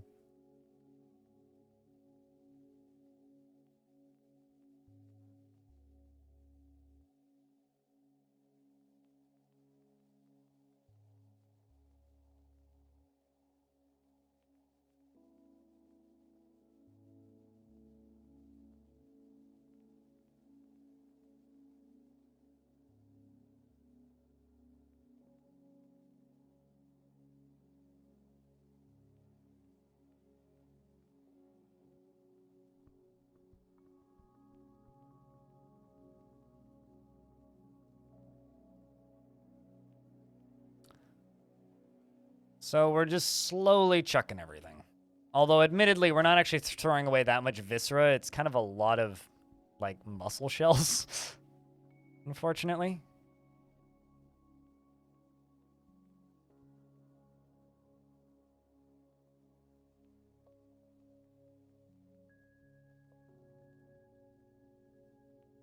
They've put in more than $1 million in dev work? Yeah. It's pretty rare, but every now and again when I do the Future of the Fortress videos, I get some sort of comment like, oh my god, these guys are bitching about not making enough money and they get like 15 grand a month off the internet. And it's just like, yeah, but you should go look up what like a software dev salary is in, you know, one of the companies that's in their city. Like, go look up what like a junior like computer science major salary is in Seattle and throw up your own words. It's like the work that they're doing is deserved of so much more financial and life stability than what they're currently getting. The F is so groundbreaking. I don't know. Was that an intended pun? I can't even tell. Like, I want to think it was. There you go. There was a pretty good typo where someone said, the earth shall be stroked. Or, no, we shall stroke the earth instead of strike the earth. Which they did later confirm it was, in fact, a typo. But it was just really funny because that was one of the first comments I got on the video I uploaded this morning was, they shall stroke the earth. Like, are you sure? That what the kids call it these days?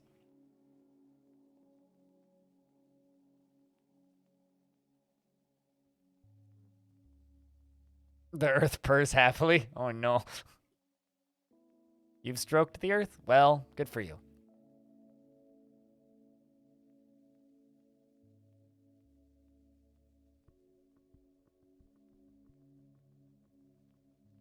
There we go. That's speeding things up. Lovely, lovely Earth. Yeah, well, we'd all be dead without it.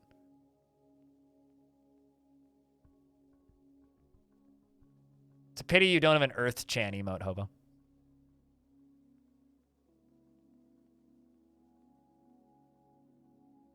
Earth's overrated? Do you have an alternative to propose?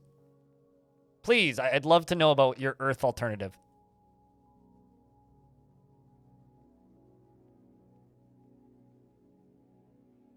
So I'm perplexed by this.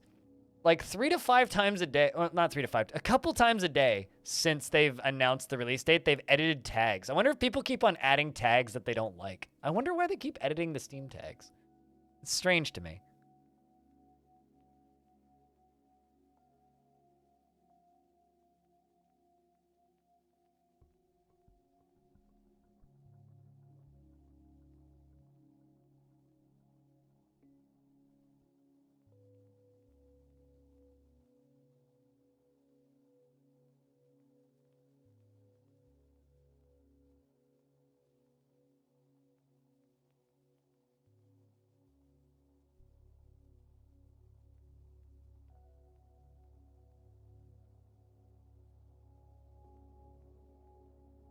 Occasionally see some bizarre and often offensive tags show up on things, so you wouldn't be surprised.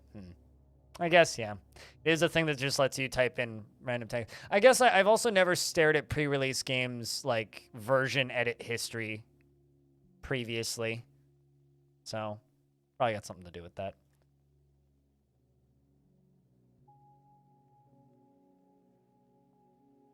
Is DF tagged as psychological horror? No, but it should be tagged as hentai. Actually, I think it is tagged as psychological horror. Let me check. Let's see. Economy, pixel graphics, indie, psychological horror, 2D. It should be 3D. City builder, colony sim, simulation, tactical RPG, survival, medieval, difficult, moddable, procedural generation strategy, turn-based combat, fantasy single-player RPG, base building.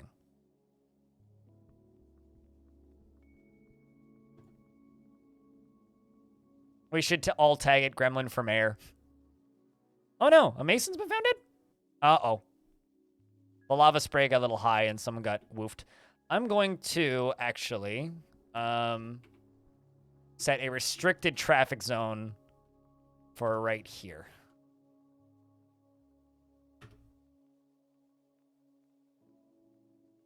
So that the dwarves stop walking where the lava spray might hit.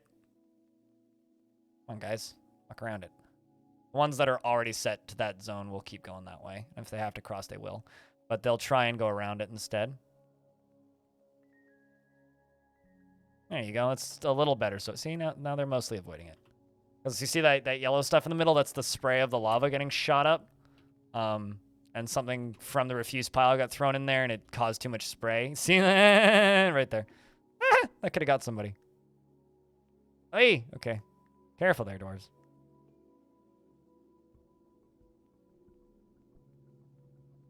Sounds delicious. I hope you're sharing.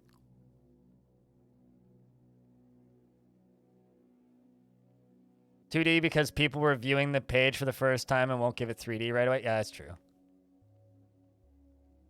Although, honestly, one of my favorite conversations I've had on my podcast in recent memory was with FG when she was talking about Stranded Alien Dawn, where she's like, it's my favorite 3D Dwarf Fortress-like game.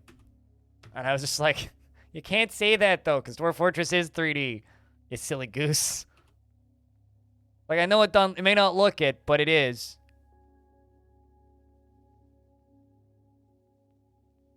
Also, the subreddit thinks my reading's improved, and that makes me all warm and fuzzy.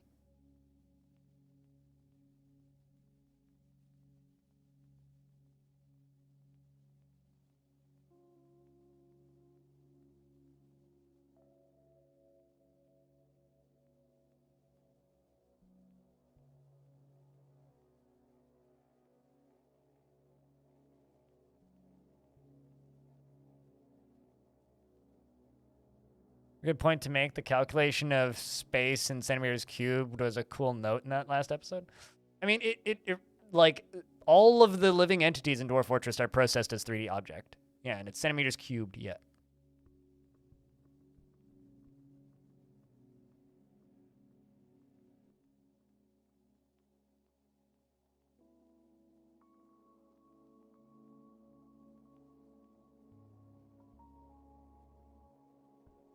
That's all down to perspective. Yeah, no, totally. But it is just funny, though. People seemed to really like that last episode. Also, like that was a complete accident that we had Tekadon on the last episode. And it just happened to be the best possible day to have Tekadon because the day after the episode came out, Dwarf Fortress's release date got announced. We just happened to put up a podcast with 40 minutes of Dwarf Fort talk in it. That then also got, and that chunk also got put on my YouTube channel. It got like 2,000 views or something. Pretty happy with that. Goblin Thong Rot. Yep. Hey, come on. It's not wrong. We did, in fact, discuss Goblin Thong Rot. Exclamation point podcast if you want to know what I'm talking about.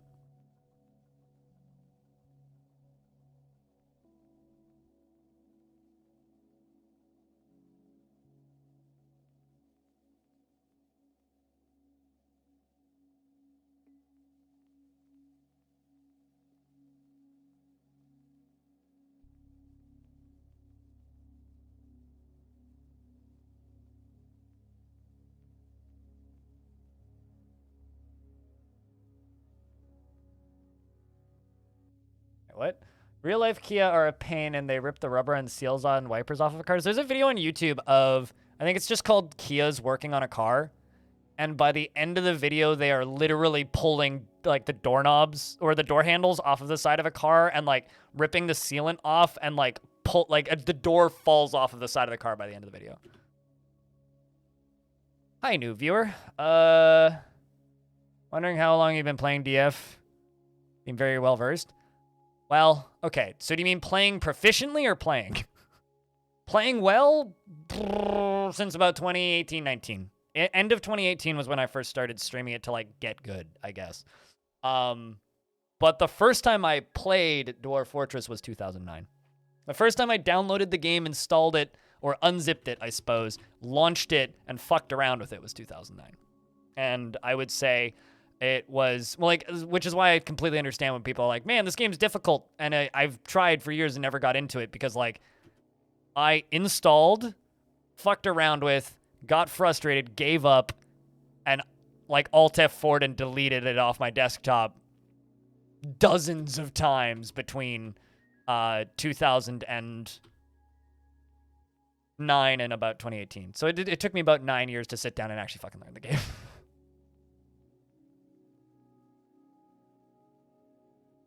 The dwarf wearing lead jewelry was great. That happened in Long Death. It's true. It's true.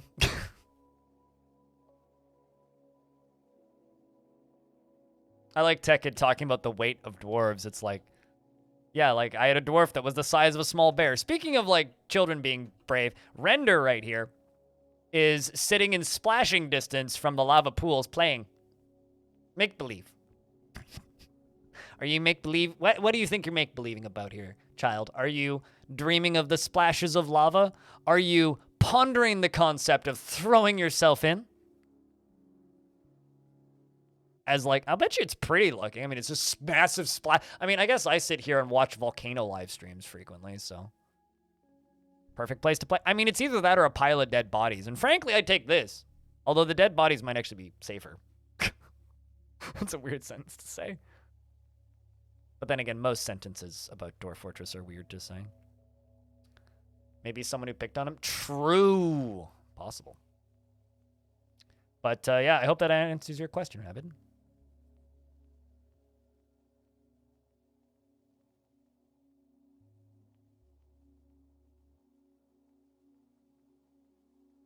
You live on a real volcano? That's kind of rad. I live within sight of a volcano. I can't see it from my current apartment, but where I grew up, I could see it. It's Mount Baker.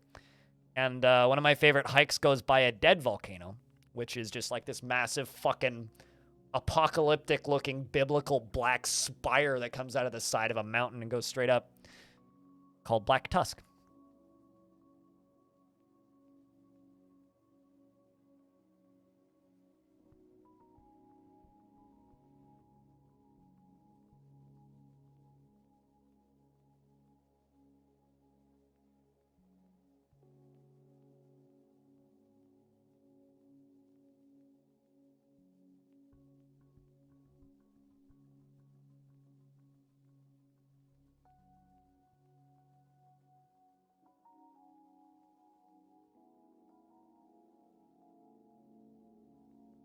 Any raiders on that Tusk?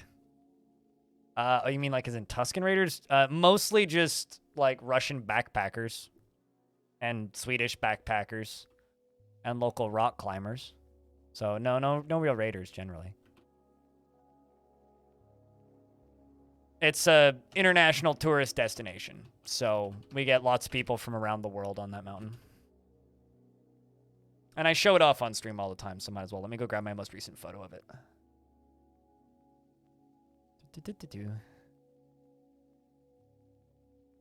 That's Black Tusk.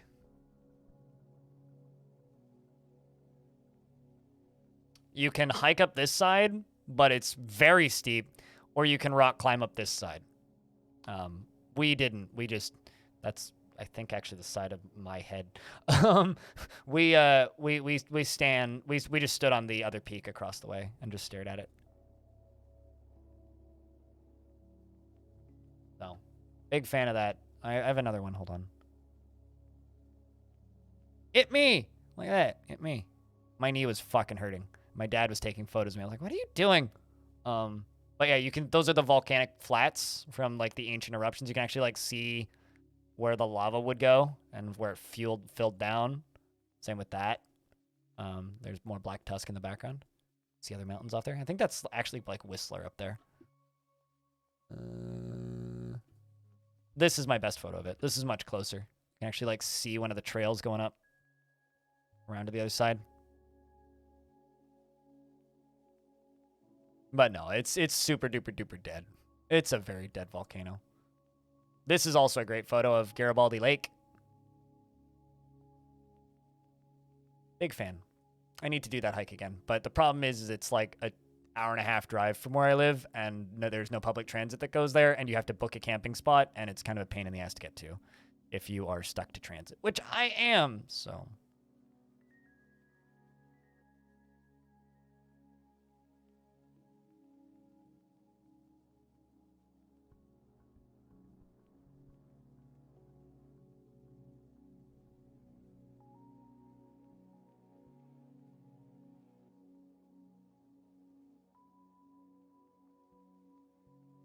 You used to live in Calandra from a super volcano?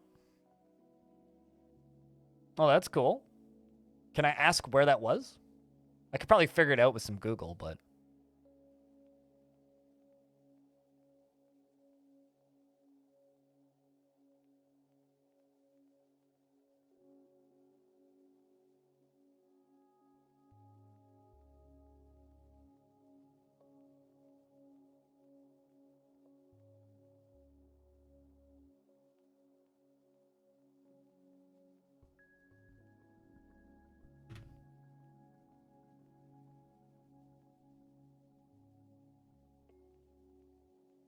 Let's see. Oh, wow.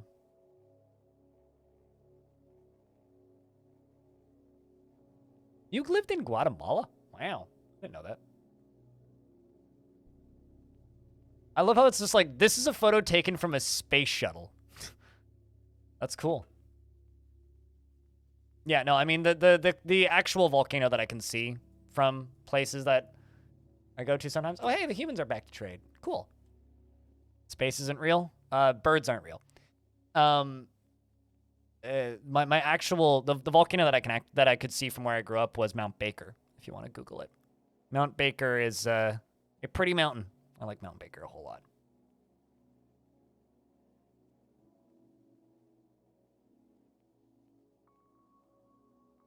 Speaking of things that aren't real, I'm out of coffee, so me drinking this coffee cup ain't real. I lied. There was a driblet in the bottom. Time to top off the last of my coffee.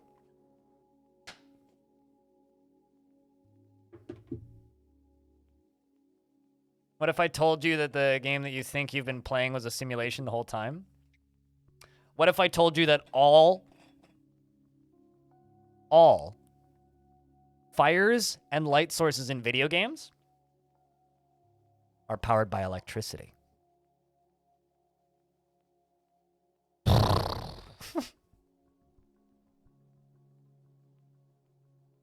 It's true. Shocking. Yeah, right. It's a very hot take. Also, swords in video games, no matter how historically accurate, also powered by electricity. These dwarves, powered by electricity. This stream, powered by all the people in my walls. I mean, what? I have a dwarf I need to bury. Oopsie. Well, you communicating with me is powered by electricity. It's basically the same thing. Although if you were to lick a battery, you'd be powered by electricity. Don't actually lick a battery. I'm not asking my viewers to commit self-harm. Twitch, please do not ban me. I did nothing wrong. Very briefly powered by electricity, though. I don't think it would, like, extend your life or anything. In fact, depending on the size of the battery, it may even shorten your life.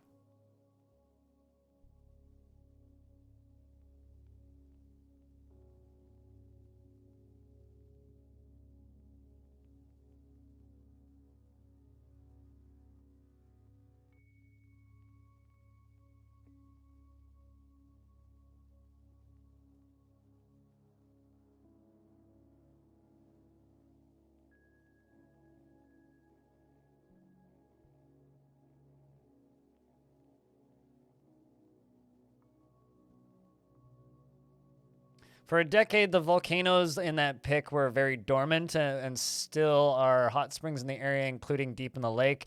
And the rivers will be cold, black water, and then suddenly bathtub warm. Oh, that's cool. It's too busy just like bullshitting about electricity to read what I was saying. Very typical me.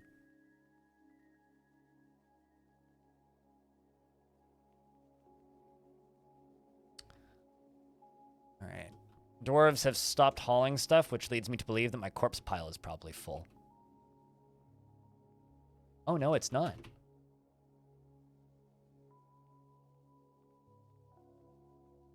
All right, so what I want to do now is go to these. Oh, that one is still full. These can all be dumped. Nope, wrong button. That's the button I want. Get rid of those. Get rid of those.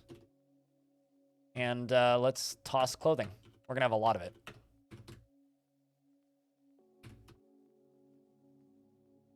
Ate a calzone? Hell yeah.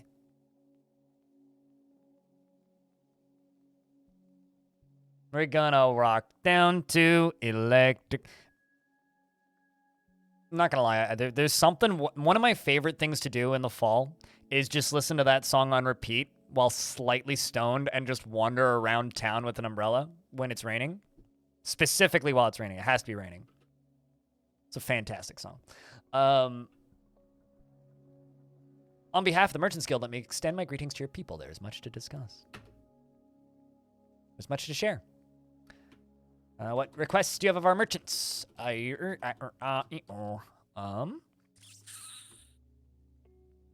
Almost nothing. Maybe I don't even need more elephants. Okay, well, we'll just request the fan favorite then. We're gonna rock down to Electric Avenue, and then we'll take it higher. You know, I saw a copy of an original pressing of the single of that song on vinyl once, and I was like, do I want to spend $40 on this? And then I didn't. I need to find, like, a not good quality copy of that at some point.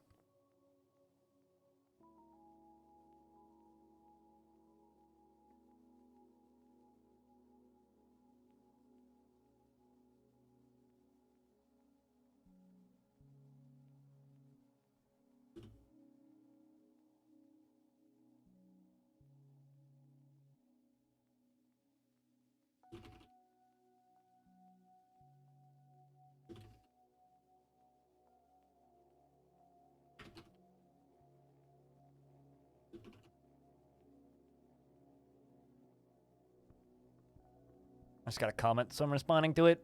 And it was directed at me instead of just like an exclamation of excitement. Up to the question, if you don't mind me. Oh, was that you that commented on this? Is that you? Do I have favorite world gen parameters? Well, to just read what I literally just wrote, I keep it basic generally. This world, though, I used advanced world gen parameters, and all I really did was I cranked up the rain and volcanic activity so that it would be a thinner world and there'd be a lot of volcanoes. And so that we'd have really big canyons. I also increased erosion to increase and encourage canyon formation. When Steam version is live, will I play that exclusively? No, because I do have Long Death still, which I still want to play. And Long Death means a lot to me and this community because it's a fort that I've been playing continuously since 2020, and I'm gonna get it to 1,000 years, damn it. Although at this rate, it's gonna take me like maybe a decade to get it that far. But I mean, to give you an idea, like if by Steam version you mean like an install from Steam, probably. If by Steam version do you mean exclusively graphics, probably not. I mean, I'm fully planning on making right now I can just swap to proper ASCII with the push of a button because I have a windowed mode set to a tile set and full screen set to ASCII. But when premium is out and the paid for tile set exists, I will be making a channel points redemption, probably rather expensive. I'm guessing probably around 10,000 to just force me to play an ASCII for 10 minutes or something, or maybe 5. I don't know. So I don't know. I mean, I like ASCII. I will always have an attachment to ASCII. And so will I play it exclusively? No. Will it be the majority? Absolutely. Because I'd be silly for it not to be the vast majority. Also, good night, Rolf. Sleep well. And also, in regards to comments on YouTube, I literally always have my YouTube comments open while I'm streaming, and I check it maybe once an hour, and I read all of them. I don't respond to all of them, but I do see them all, and direct questions I do respond to.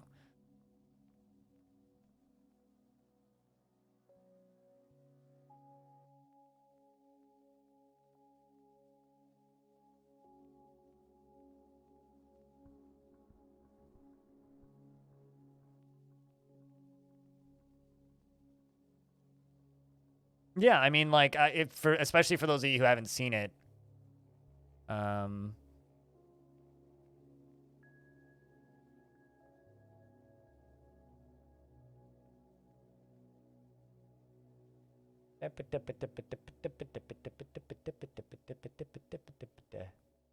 it is.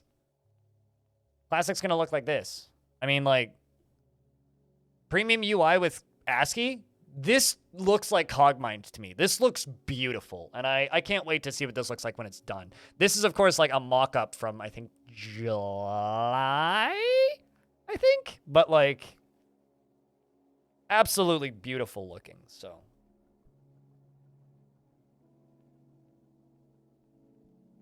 Yeah, I mean, and it'll just be an options in the it'll just be an option in the options menu to swap between them, right? Maybe someone will make a vaporwave color set. I could do that right now. It would just take me a minute to fiddle with the colors.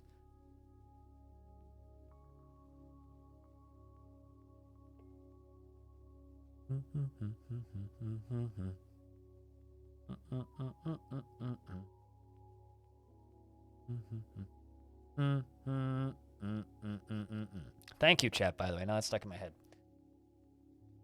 Bum, bum, bum, bum, bum, bum. You just hope that ASCII works in terminal. I have no idea about that, actually. Although, like I've said earlier, if you want to find out, just ask Tarn yourself on the 17th of this month at 3 p.m. Pacific. Unless something changes or something else comes up, Tarn is going to be joining me on stream for a couple hours on that day. Hopefully. Probably an hour and a half, actually. I shouldn't say a couple hours because that makes it sound longer than it actually will be. Probably be an hour 20, hour 30. And that'll be fun.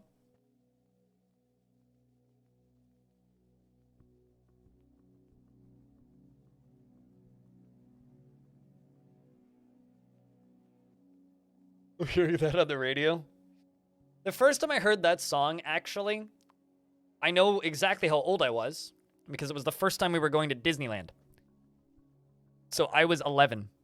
We were going to Disneyland, and there was 3 channels on the shitty included free TVs. There was Much Music, which was just playing music videos. There was like a looping set of a bunch of episodes from, I think, Zoe 101 is the name of the show. That sounds right. And then just like a weather channel, basically. And then just like an automated map. Or you could pay money to see movies. So I just put it on the Much Music. That show wasn't bad. I watched a little bit of it, but I got pretty bored pretty quickly. So I eventually just swapped it over to Much Music. And that was the last thing that played before the plane landed. So I just remember the plane landing while listening to Electric Avenue while going to Disneyland, and I was like over the fucking moon. I want to say that was maybe one of the happiest days of my life as a small child. It was like my first time on a plane, and like a great song playing, and my first time going to Disneyland. Like I was just ecstatic. Content-wise, there was some controversy with the star and creator. I don't care. The song slaps. You know, like, what's it called? Smash Mouth's singer was proclaiming white power on stage recently. Oh, the show? Okay, I was gonna say.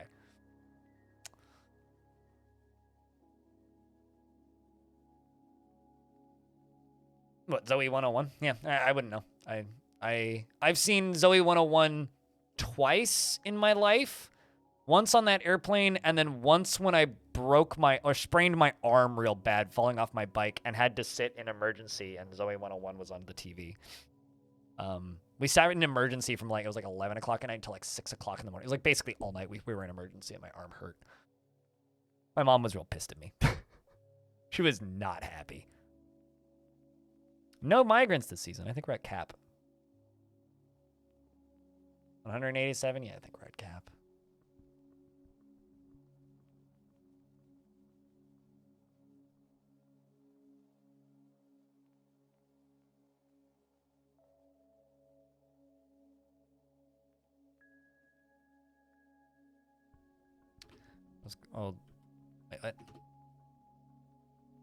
Wait, let's just buy their books.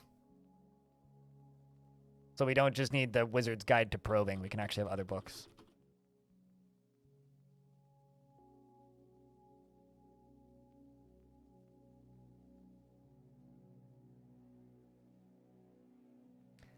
Surveying My Love. It's definitely a book about surveying. The Verge Escapement, My Life. Types of Diseases in Theory. Let's read some books. Forgotten Beasts, Silk, Ulf Strings. Okay, any other books? What else do we have? Bunch of random codexes. Okay. Position in Practice. Anesthesia. My Only Mistake. Oh, no. I like Surveying My Love. I want to survey my love. We're still bringing stuff to traders? No, I think that's everything.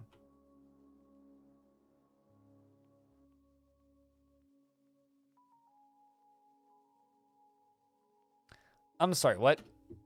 Giant earthworm leather low boot. You know, I should have asked Kit Fox what giant earthworms look like. Because if they look anything like worm men. I wonder if they're just like sideways worm men with minus the shirt. It's just massive dildos just crawling across the map. You probably talked about this before, but I think it's cool that premium version is the 17th most wishlisted game on Steam. It was the 6th at one point. Yeah, pretty much, Trevor, yeah. That's such a good... I have no idea who that person is, but that is such a good costume. I think they would look cool when they come out of the soil. Well, they probably just inch along the top of the soil, knowing Dwarf. No, fuck it. I'm just going to toss all this stuff. Like, I don't actually care that some of it has value. Just want it off my pyramid. Get your shit off my pyramid. Same with these boulders.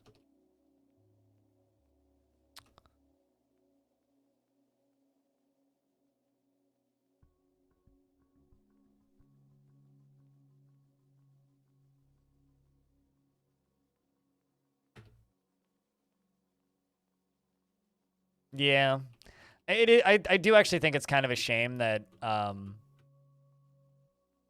Premium is only the 17th most wishlisted game. Like, how are we going to fucking compete with, like, the Harry Potter game, you know? Like, that's not a fair contest, even for Dwarf Fort. Like, straight up, it's not a fair contest.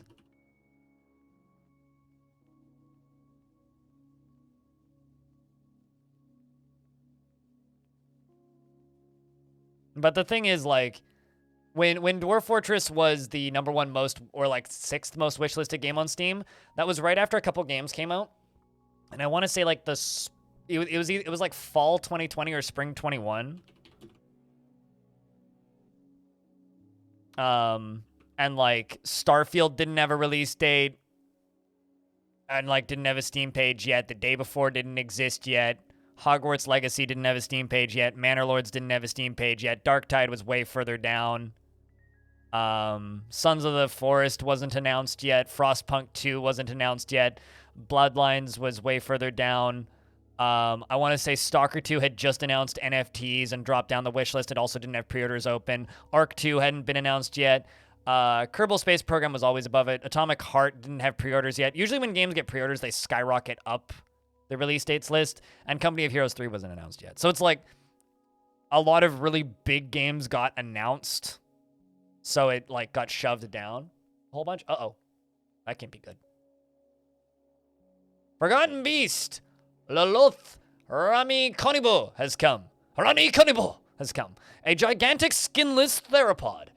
It has 4 stubby horns, and it squirms and fidgets. Beware. It's webs. Hey, it's just like the last one. Great. Well, I don't think I've opened up the way in just yet. So it is plausible that we could try and trap a second one. A skinless dino. Yeah, it'll get along real well with my elephant.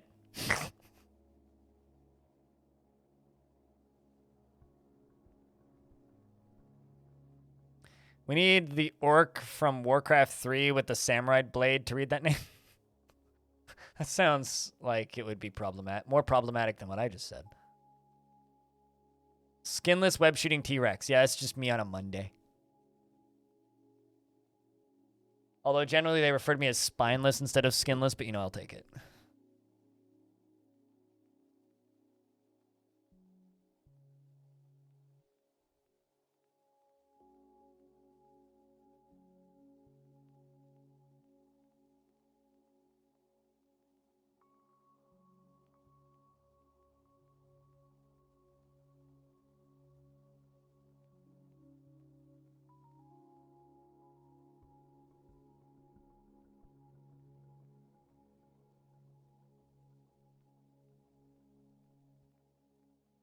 He has an exaggerated American-Japanese accent. Yeah, I believe it. Fun fact, I've never actually played Warcraft 3. Part of the reason I don't have much nostalgia for Blizzard stuff.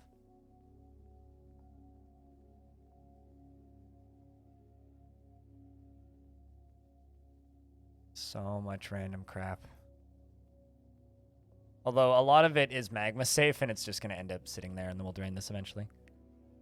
That was how you played Dota? Yeah, that's fair. I played Dota, but I never actually played Warcraft 3. Oh, no. That's the first time that's happened, and I can't even remember. It was all a dream.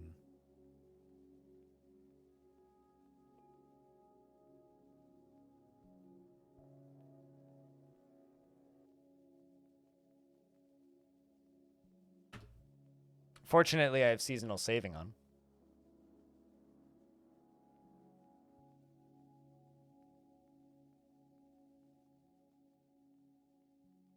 So was that before the skinless web shooting T-Rex showed up? Yes. Speaking of, I should probably clear this, actually. Have the humans shown up yet? Yeah, okay, so this is before the humans showed up. So this is at the beginning of summer, after the siege was over, before the humans showed up. Yeah, that's fine. Well, balls, I suppose. F's for that timeline, chat room.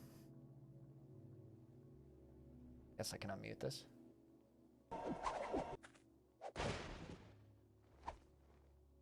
on, grasshopper. My blade can cut through armor and Yep. Well, anyway. The benefit is the Forgotten Beast didn't spawn, so maybe we'll get a different one.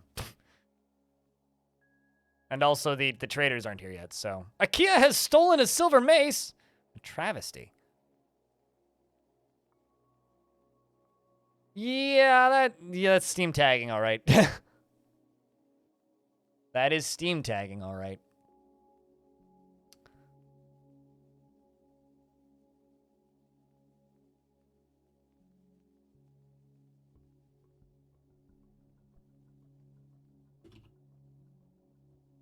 Was this before or after I forbidden all these jobs?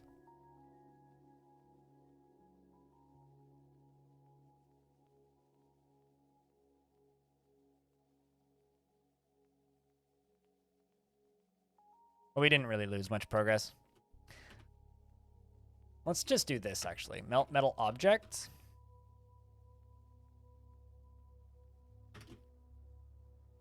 And set all of these to be melted.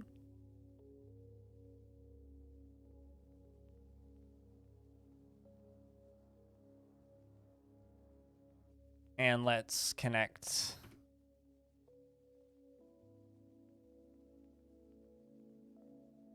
Man, that's a bummer. I honestly can't remember the last time the game crashed. Been so long since I've had a crash. But this is a better way of doing things anyway.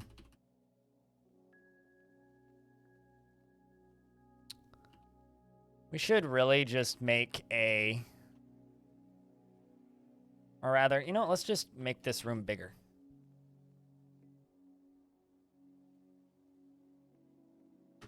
Minus the part where we go this way. And we'll just put an armor stockpile up here.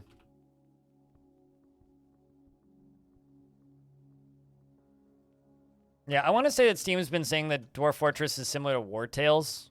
No, it's not. Well, okay, actually. The First Men and RimWorld. Speaking of, the First Men, real rough launch. Although I think they'll work up. I think they'll get to mostly positive pretty quick.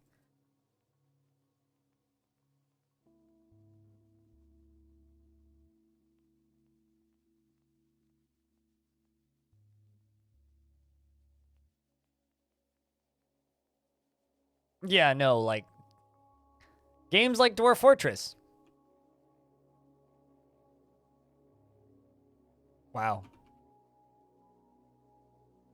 It really just shows how heavily Dwarf hides poorly reviewed games. Games like Dwarf Fortress.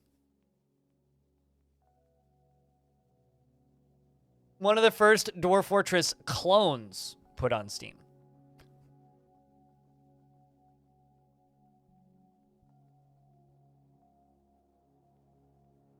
Anybody else remember Towns? If your answer's no, yeah, that's about right.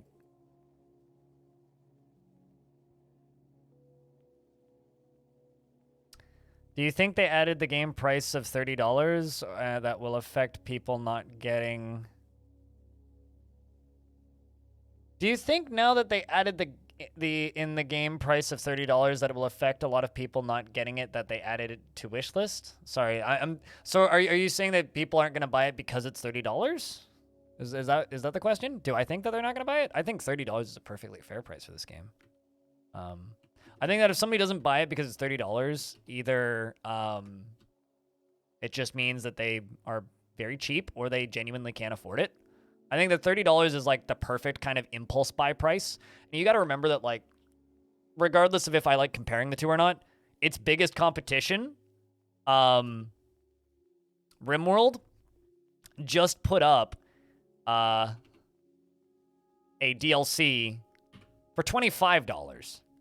A DLC. And the base game is $35. $40 Canadian. So I don't think that'll be an issue. I mean, games come out all the time that sell perfectly fine at 60, so. Well, the price tag sort of was. The price tag was never announced before. Originally, there was an estimated price tag, and the estimated price tag was on itch only, and the estimated price was $19.99, and that was in 2019 that was announced. And then they dropped it to $10 for a couple of minutes and then raised it to 60. Stone, guess what? Guess what? Guess what? We caught an elephant. And not only just an elephant, it's an eyeless elephant that shoots webs and has 3 tails. You know, $30 is like, honestly, the only feedback I've seen about the price is concern from people from Brazil saying, oh, I hope that they don't fuck up the regional pricing, which is fair. Or people going, why is it so cheap? What the fuck? Those are the 2 responses I've seen. So no, I don't think that. I do not. I expect the opposite. I think that will be the opposite of an issue. I think people are pleasantly surprised by how affordable it is. Play RimWorld and you got the DLC. Yeah, no, right there. So, like, if you play RimWorld and you have the DLC, you got to remember that, like, Dwarf Fortress is cheaper than most of the DLC for RimWorld. Or, like, the same price. And Dwarf Fortress is never going to have DLC. And you also need to remember, and this is something that Clino pointed out recently, Kit Fox's most recent developed game, Boyfriend Dungeon, was supposed to have a paid DLC, right? I know you're not hating on it. Boyfriend Dungeon was supposed to have a paid DLC, and Boyfriend Dungeon did well enough that they just released it for free. People who are turned off by the price of Dwarf Fortress don't need to play Dwarf Fortress.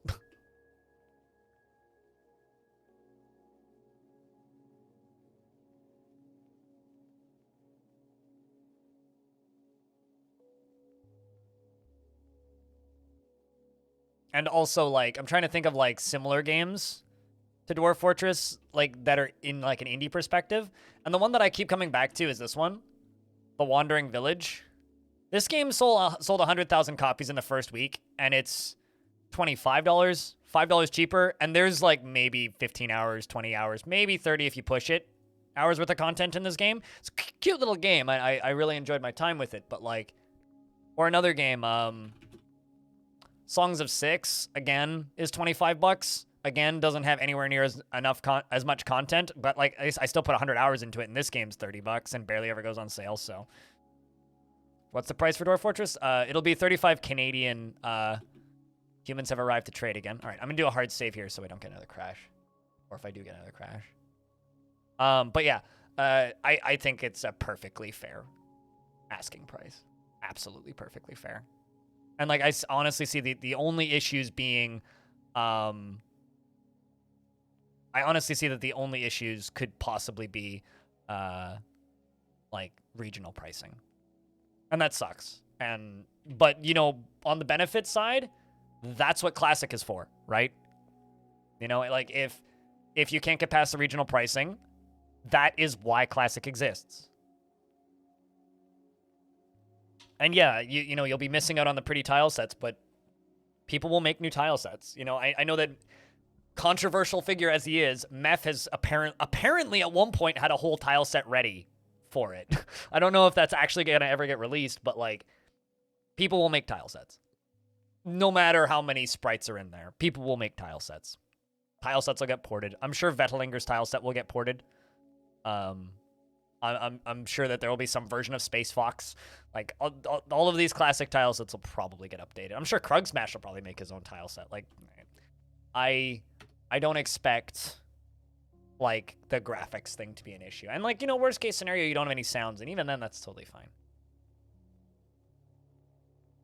You tend to wait for games to be on sale for about 10 since you don't have good income. Yeah, that's fair. And you know what? You can play Classic. And you'll still get all of the same, like, features and benefits, right? Yeah, I mean, Kenshi's another game, right? Like, how much is Kenshi? Yeah, Kenshi, I think, is about what Dwarf Fortress will cost. Although Kenshi's maybe, like, $2 cheaper. You know, Kenshi's done just fine. You know? I mean, of course, there's examples of games that are cheaper, but, like, you know. Like, here's another example. Medieval Rising, this is a $40 game. Like, this game's done great. Like, Dwarf Fortress. Dwarf Fortress at $30 is in, like, that kind of perfect zone where it's an impulse purchase for a lot of people. And that's all it needs. Be an early Christmas. Yeah, I mean, my Christmas shopping's already done. I'm just going to buy my sister's Dwarf Fortress and call it a year. It's been 40 since it released from early access, yeah. Also, I'm in Canada, so if you're not in Canada and things sound more expensive, that be why. So, like, add 30% to American prices, which is why AAA games are $89.99 now. Like, you want to see Call of Duty? You want to see a pricey game? Call of Duty Modern Warfare, $89.99 for the basic edition, or the Vault edition, $129.99. You know, and it's got 55% positive reviews, so, you know. Welcome to Canada.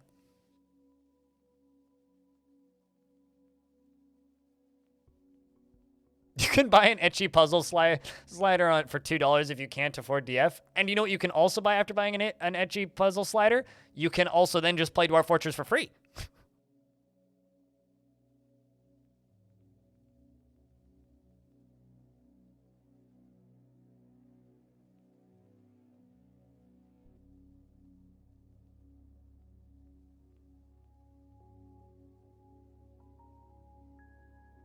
So, you know, I mean, it's just my life. I live in Canada. It's fine. It's one of the things that, like, you know, when your currency is worth 30% less than the, like, global agreed upon average, it's just what you live with.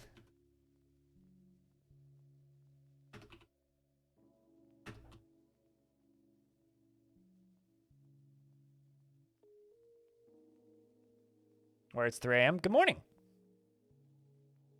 Hope you don't have anything to do tomorrow, early in the day.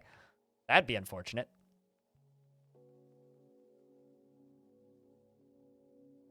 That's good. They finished building that stuff yet? Yep. So I can go over here, go up one,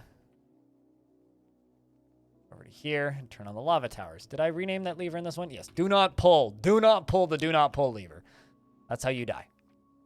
Because that releases the web spitting elephant from the basement. Wrong lever. Do not pull lever. Yes. No, do not pull the do not pull lever. It's the do not pull lever, not the pull lever. Do not pull the lever. Isaac says on behalf of the Merchants Guild, let me extend my greetings to your people. There is much to discuss. Yes, the do not pull lever is the lever that controls whether or not the giant forgotten beast elephant in the basement gets released or not. And yes, it will actually just straight up release it into my fortress. You know, I like to live life dangerously, as I say. Accidentally pulling the wrong lever could cause some very fun, unexpected comedy. On behalf of the Merchants Guild, let me extend my greetings to people. There's much to discuss. What request do you have from our merchants? Cheese. What, the do not pull lever?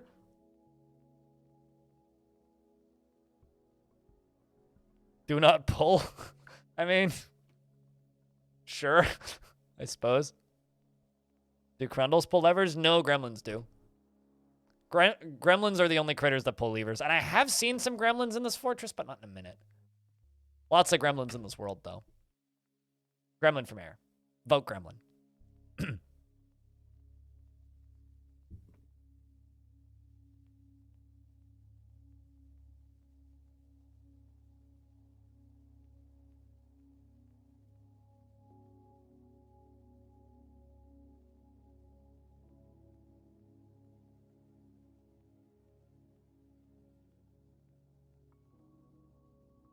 What about mountain gnomes? We're not on a good mountain, so no mountain gnomes.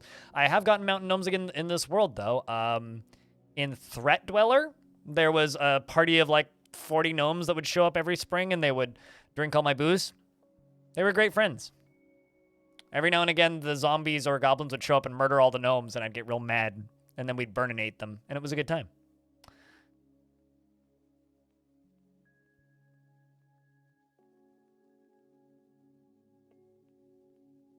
Are there deep gnomes? No, there's two types of gnomes. There's mountain gnomes, and then there's dark gnomes. Mountain gnomes live in good biomes on mountains and are high-altitude mountain dwellers who just show up on the edge of your map, run into your fortress, and chug all your booze, and then run away. So you could trap them and kill them if you're an asshole, or you can just let them have your booze because they're chill little dudes, which is what I do. And then dark gnomes live in evil mountains. and do exactly the same thing, except they're evil and scary, and will sometimes like interrupt dwarves. Instead of just, you know, pretending to be evil, I suppose. Or being thirsty, I guess. But funny thing about gnomes is they're like tiny little like proto-dwarves, basically. So they're like shorter than dwarves, but they don't have they don't have culture aside from drinking copious amounts of booze. So basically they're the Scottish, or the Irish. Anyway, they show up and they drink your alcohol and they run away. That's all they do. But they can't speak. They're all mute. And they also don't make clothing, so they're all naked. So, or they're from Texas, one of the three, I guess. Anyway, they're an interesting bundle of dudes, and I can't wait until Premium comes out to find gnomes. Because it's just like, imagine just like a bunch of short naked guys running into your fort, chugging all your alcohol. Like, I'm looking forward to it. It's gonna be good. A bunch of little bearded guys that are naked just book it into your fort, just and drink all your alcohol and leave. It's like, can't wait. Yeah. It's just like, I can't wait to see people like spawn into a untamed wilds biome, and then a fucking army of monkeys just shows up and steals their anvil and like throws a dwarf into a river and runs away. Alcoholic nudist colony, pretty much, with the average age of 60 plus. All men. Yep, that's actually, it's an alcoholic nudist mute colony of gnomes. Yeah, gnomes are fun. I like gnomes. Big fan of gnomes, we are.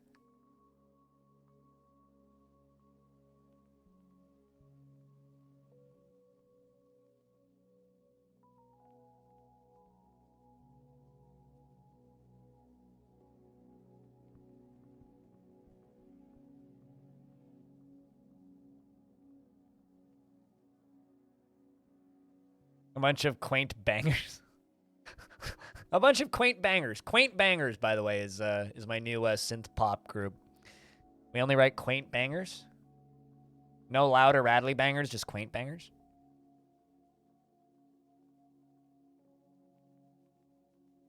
Okay, we're just waiting for my trader to get here. Well, that's the first album that they'd release, obviously. But anyway, yeah, no, I'm so excited for Premium. There's so many things that I just can't wait to witness. Just like, who doesn't, like, I want to know what the skinless elephant in my basement looks like, you know? Don't you sometimes wonder what the skinless elephant in your basement looks like? I mean, if you had a skinless elephant in your basement that you'd never seen before, wouldn't you be sitting there going being like, yeah, what's that skinless elephant look like?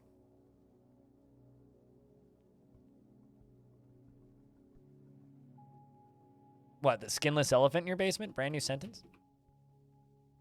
Telling me you've never seen or heard of a skinless elephant before? Why am I just suddenly reminded of that one scene from Airplane where he just goes, hey, kid, have you ever seen a big man naked? Hidden meaning of the city.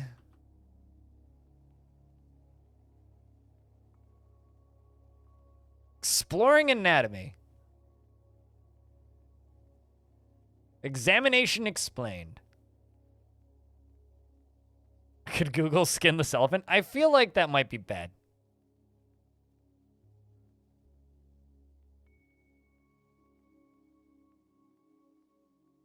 Skinless, three-tailed, no-eyed elephant.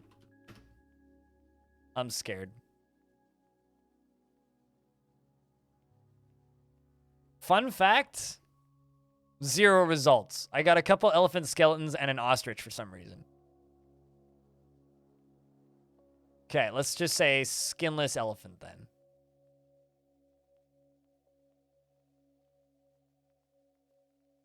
Okay, I mean...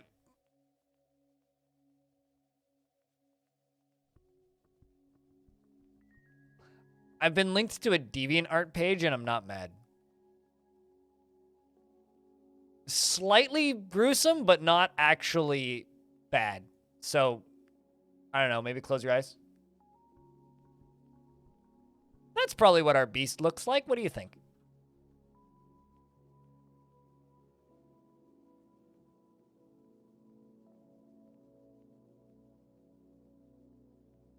Yep, pretty much.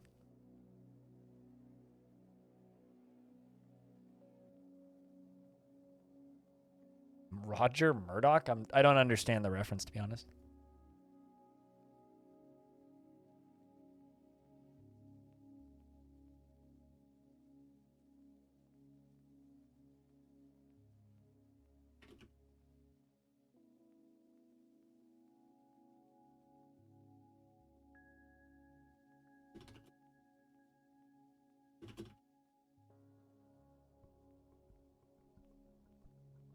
Ah, there we go. The Forgotten Beast, Mebzuth, Besentugur, has come, a gigantic scaly flatworm. Okay. It has thin wings of stretched skin and a gaunt appearance. Its auburn scales are jagged and set far apart, and close set. Beware. It's deadly. Sting. It's poisonous sting, actually. All right, well, that doesn't have webs, so I guess the game crash, like, benefited us because we get an easier beast to deal with. I'm gonna unforbid this. Set the 2 squads down here. A scaly worm, yep.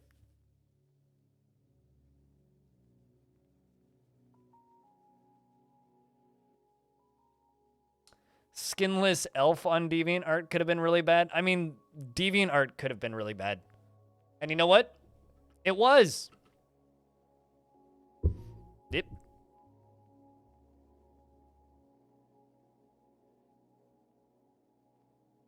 Why did... Hobo, you didn't just go type in skinless elf on DeviantArt, did you?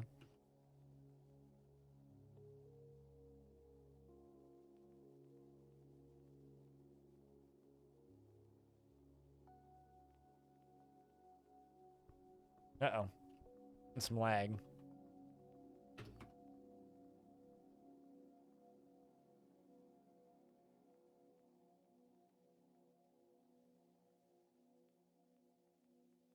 There we go. They're all going to go station.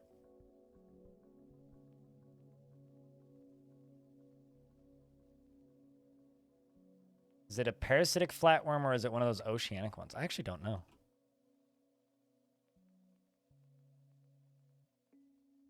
I mean, if I go to the DF Wiki and type in flatworm, let's see what we get. Dwarf Fortress Wiki. Flatworm. It looks to be... Oopsies.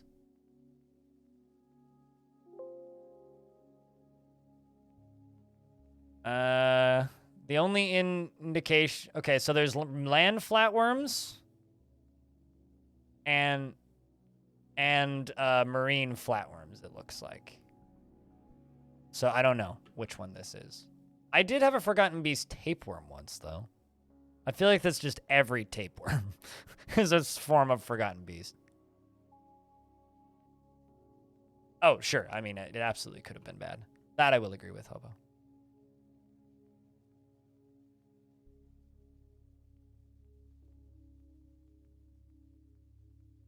All right.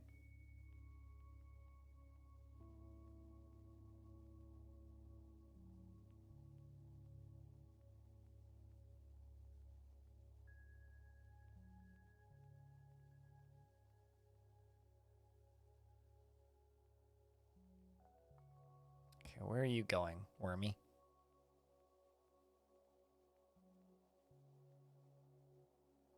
You're not gonna go... okay, good. Uh-oh. We got a very enthusiastic dwarf who's coming at him by itself. Seems like we have a dwarf who wants to be a hero. He claims to be picking up equipment, but please tell me you have a weapon. You have a spear. Perfect. Not only do you have a spear, you have a fancy spear. Would you look at that? It's covered in goblin blood, fitting. This is a steel spear. It is encircled with bands of giant rattlesnake tooth. This object is adorned with hanging rings of black pyrope and menaces with spikes of well-crafted willow. It's been used to kill 3 trolls, 3 goblins, 3 more goblins, and a beak dog. And it's been used by the one spearmaster, Ashen, who's now encountering Mebzuth, And I should probably just tell the rest of the dwarves to go kill this fucking thing instead of stationing, because this dwarf ran ahead to go grab gear. And seems to have started off by scratching it in the left wing, tearing it, then proceeded to bash it in the body with his steel spear, but the attack glances away, stabs it in the left wing, tearing it, kicks it in the left wing, but the attack glances away, and then stabs it again in the left wing, tearing it, and the spear is firmly lodged in the wound. We wait a few more turns, and the duel continues. It seems that the Forgotten Beast keeps on missing, and even though he's like got way heavily in, the Spearmaster stabbed the Forgotten Beast in the left wing and lodged the spear in the wound, pulled on it and regained it. The Spearmaster proceeds to stab it again in the wing, tearing it. The spear is still lodged in the wound. The other dwarves appear to be The Spearmaster stabs the Forgotten Beast in the body with his steel spear, tearing the muscle and tearing the brain. What do we call this dwarf, chat?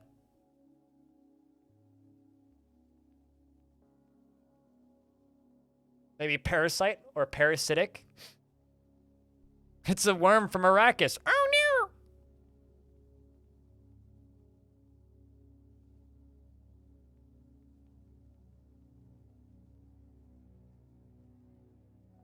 no! Greetings. Hello, sitting beanbag. G'day. Spice. Okay, fine, Spice. We'll call him Spice. Good job, Spice. Well done, Dwarf.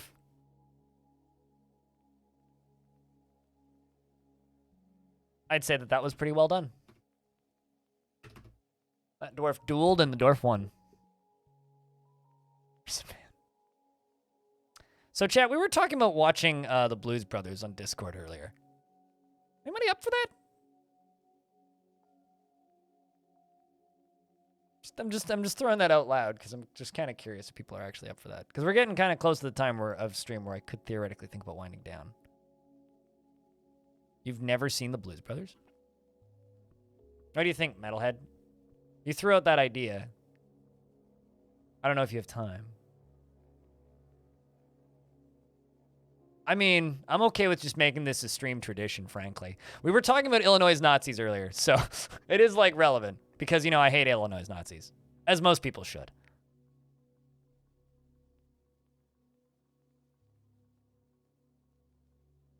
Bringing more wood back in. We're about to head to bed, though. Oh, no. Oh, right. Wow, we finally found that dwarf dead. Well, that's a shame. Completely rotted. Partial skeleton. Ugh. Got crushed by the elephant. I'd need to install Sandbox to get around copy protection, though. Catch you later, Trevor. We'll see you when we see you, dude.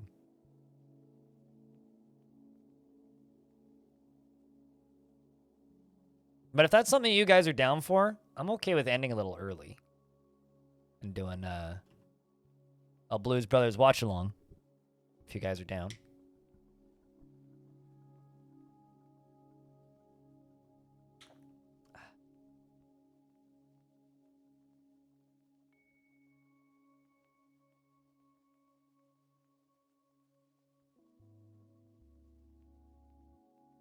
Watch for a few.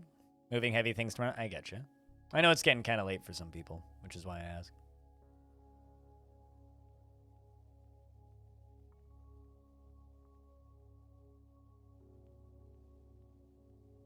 You're on East? Yeah. I mean, that's what, getting close to midnight?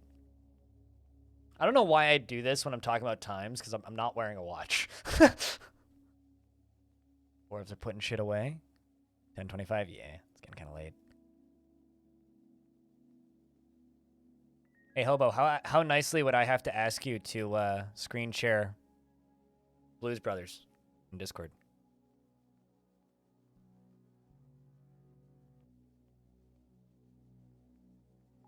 It's a good time for a Shanghai noon reference. Yeah, true. We're not quite high noon, though. It's more like low 7:30 p.m. here. I think so. Hold on. I mean, it's on Canadian Netflix.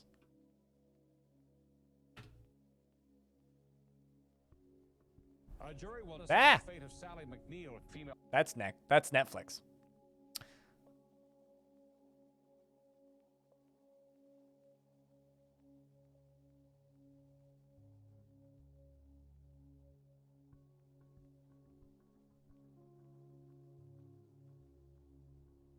Actually, I don't think it's on Netflix. It's funny, I type in Blues Brothers on Netflix and it gives me Holy Grail. And a Miles Davis documentary.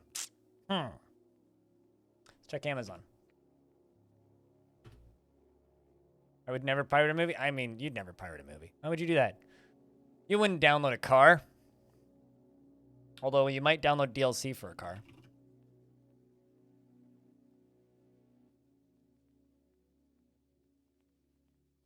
Yeah, it's up. It looks like it's a rental on fucking Amazon Prime. Might need to. You download a car if it came with gas. Non-gas powered cars have DLC though. You wouldn't want to download a car? Honestly, if I could download a 3D printable car, I would download it just to spite that old fucking commercial. Genuinely, I would do that.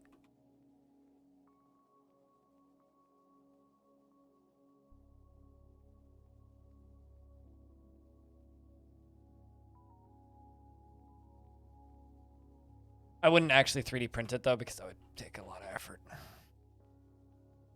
Macro transactions, more like Hobo. Some of those micro transactions are pricey as fuck.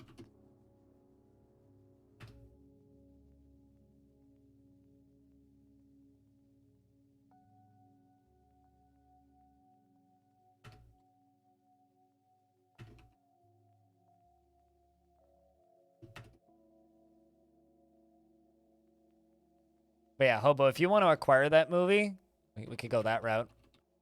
Or I could end stream and then acquire it. We could do it that way. Or I could just rent it. I don't actually care. Actually, is it for rent on YouTube? Let's see.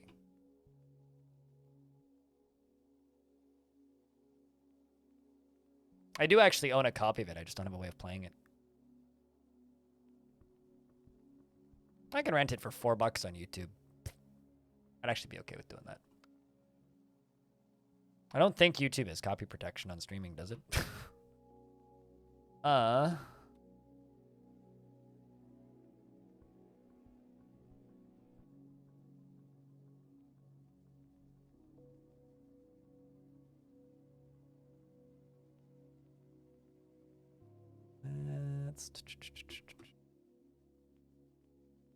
keep working on this pyramid now that everything's dead.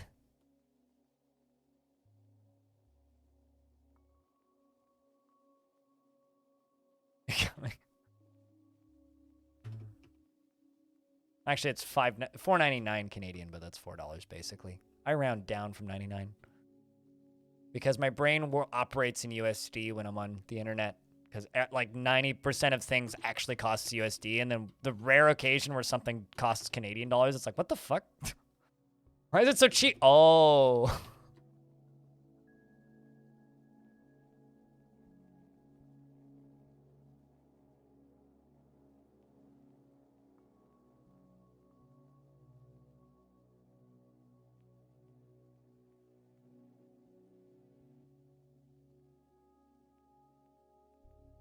And stream 1080 from disc on AnyVid? Mondays, I'm pretty busy. That's the problem.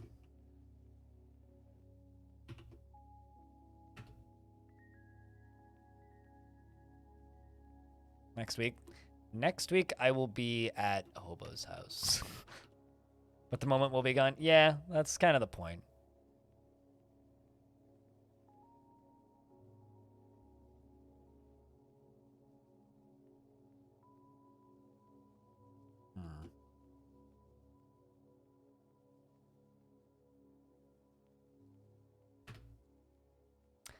Well, chat, I think that we're going to do a Blues Brothers watch-along on Discord. We're going to end a little early today.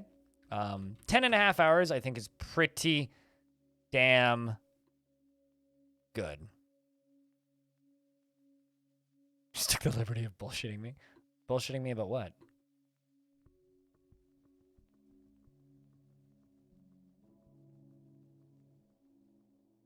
But first, I'm just going to build this last layer of arrows pointing up.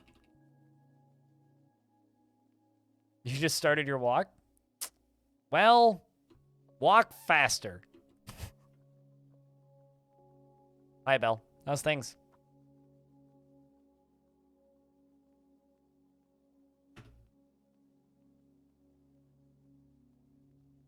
Oh, right. Yeah.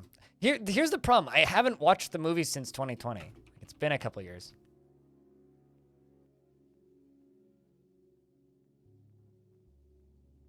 Saying couple years ago in reference to 2020 is hurting my brain. Ow. Chilly and humid. Gotcha. Snowy, I assume.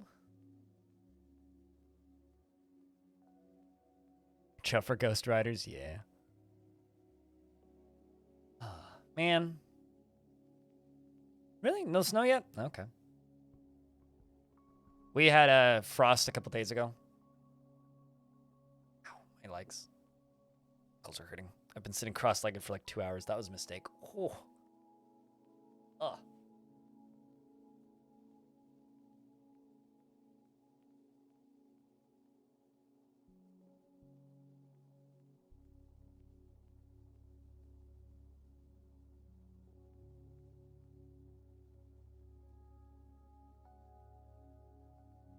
But if there's rain and a small dip in temps, it's going to be snow. Yeah. Yeah, we have snow in the mountains. There's snow like 200 meters, 200 to 300 meters elevation above me.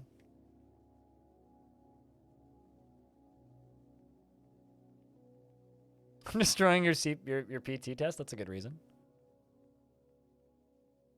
Will the model of the dwarf be similar to the description of its appearance? Yes, the sprites will ideally approximately match the description of the dwarves, like colors and whatnot. And also same with animals.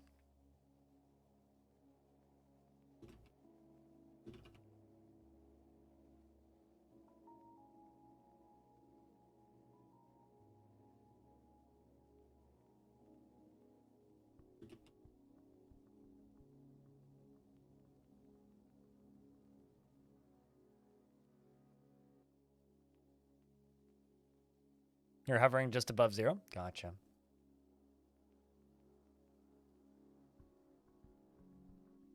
But yeah, it's been a long week of streams for me, guys. Just because, like, yesterday especially was such a fucking long day. Because I streamed for what? It was like 11 and a half hours, 12 hours close. 5 minutes too, and then ate dinner and then immediately spent another 2 hours plus editing a video. They're adding such layers. You know, there was a number flying around. It's like Dwarf Fortress is gonna have it's like 20 something thousand sprites, which is bananas, including like color variants and such, and like minor variants. I can't wait to just see what everything looks like. It's gonna be fun. It's gonna be a good time. Humans are leaving soon. Oh, that's good. So are we.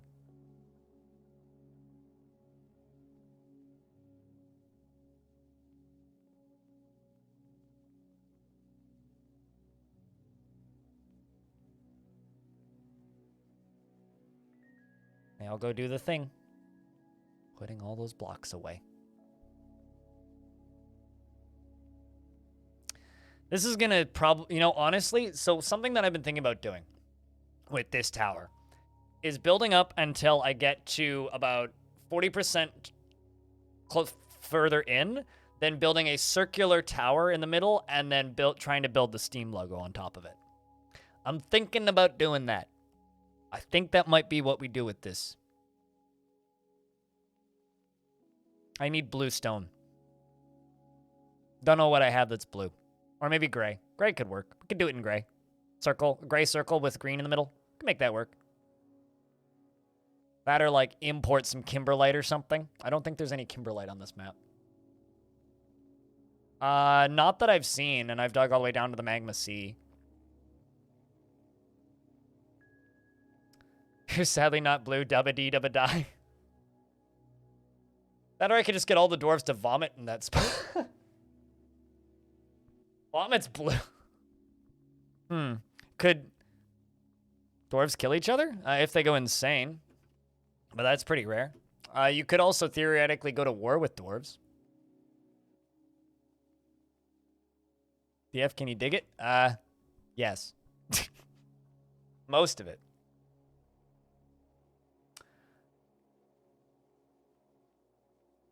Just do it via vomit. I would have to cave adapt every single dwarf and then make them stand up there. And then build a wall around it. I think I have some genetics for blue eyes somewhere. Well, I mean, oxygenated blood is kind of a bluey purple. But that's like straight out of your lungs. And it doesn't stay that color for very long. But all I have to do before we call it, I think, is this is the fortress. Such a nice, large, glorious fortress. Goes all the way down to here. Then all the way down to here where we have the elephant trapped. The bottom cavern layer. And the magma sea. I guess we could go a little bit deeper and see if we can find anything else, but... glorious fortress. Probably the last major fortress I'm going to build before premium. This game's cool, chat. Game's cool. Blue, troll blood is blue? Yeah, it's kind of like a light turquoise.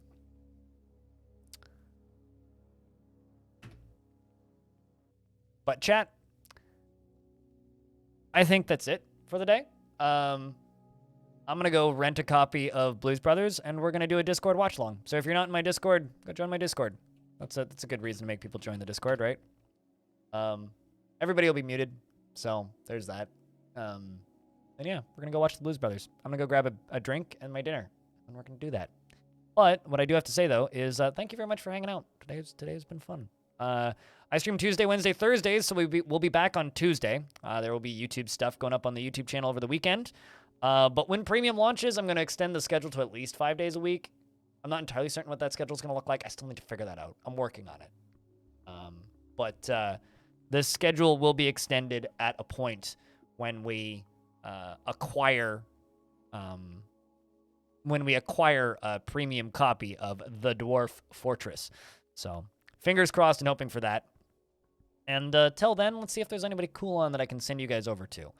But I want you guys to do me a huge favor and type in the word beer and get a round of beers going, if possible. I would like to see a really big round of beers in my chat. So just type in the word beer, and let's just get a big old wall of beers in the chat, because we're gonna go find somebody to raid, and I want you guys to completely flood their channel with beer. I want them to be drowning in beer by the time that they recover from this raid, if that's possible. So, yeet.